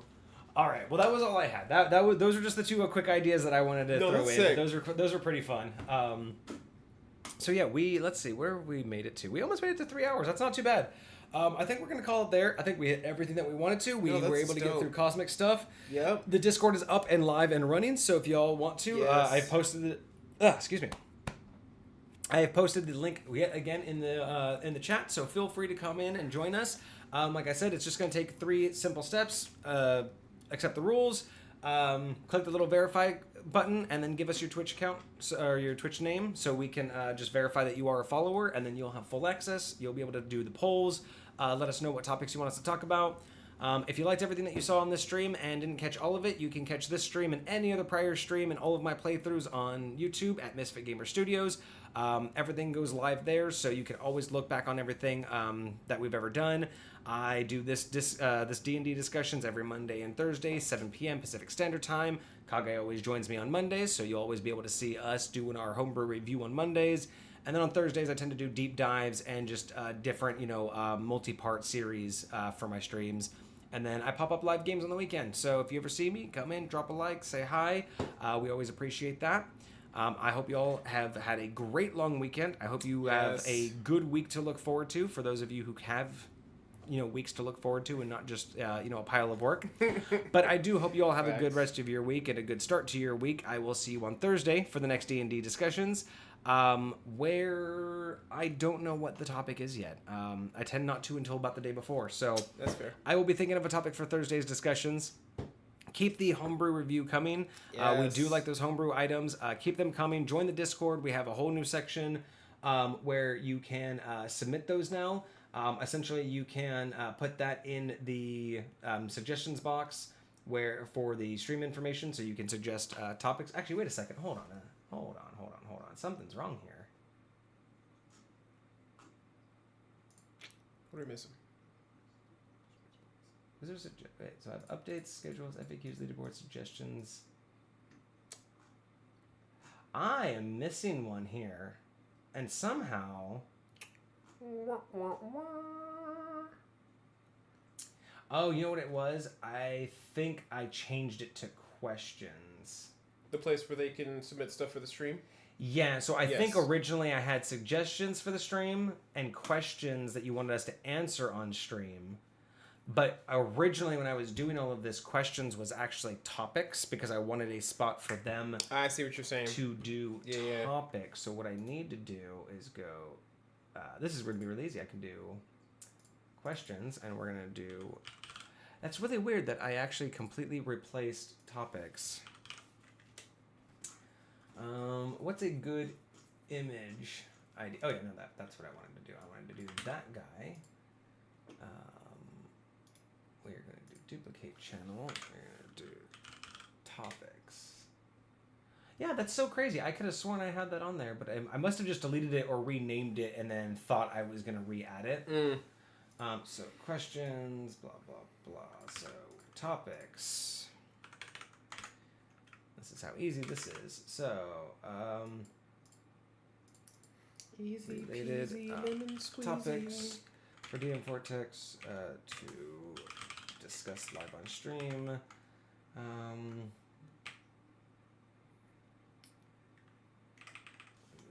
Live on stream when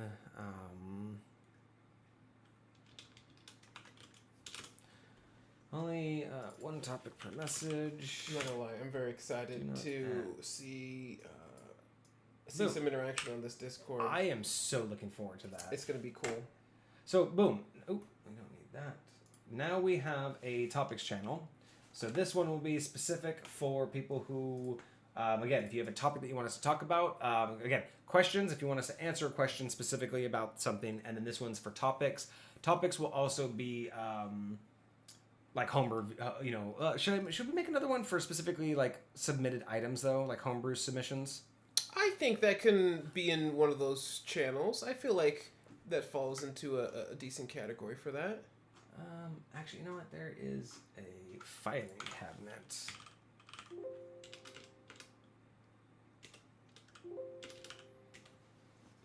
Wasn't there a filing cabinet? File card box sounds about right. Let's do, let me just do one more channel. Why not? Nope, that is not the one I want to use. File cabinet, maybe? I was gonna find one that looks good. Ew, no.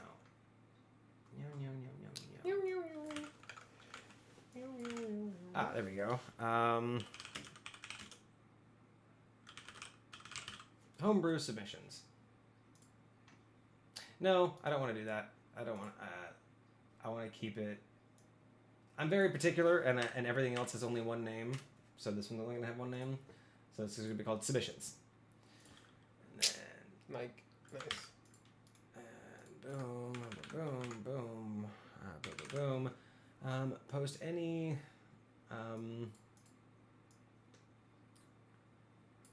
Post any of your D&D homebrew items, classes, races, spells, etc. For DM Vortex to review live on stream. Only one homebrew per message. Do not openly discuss. What about attachments and links? Are those okay in the single message? Please only post one per message. Along, include brief description and a Word doc with the full description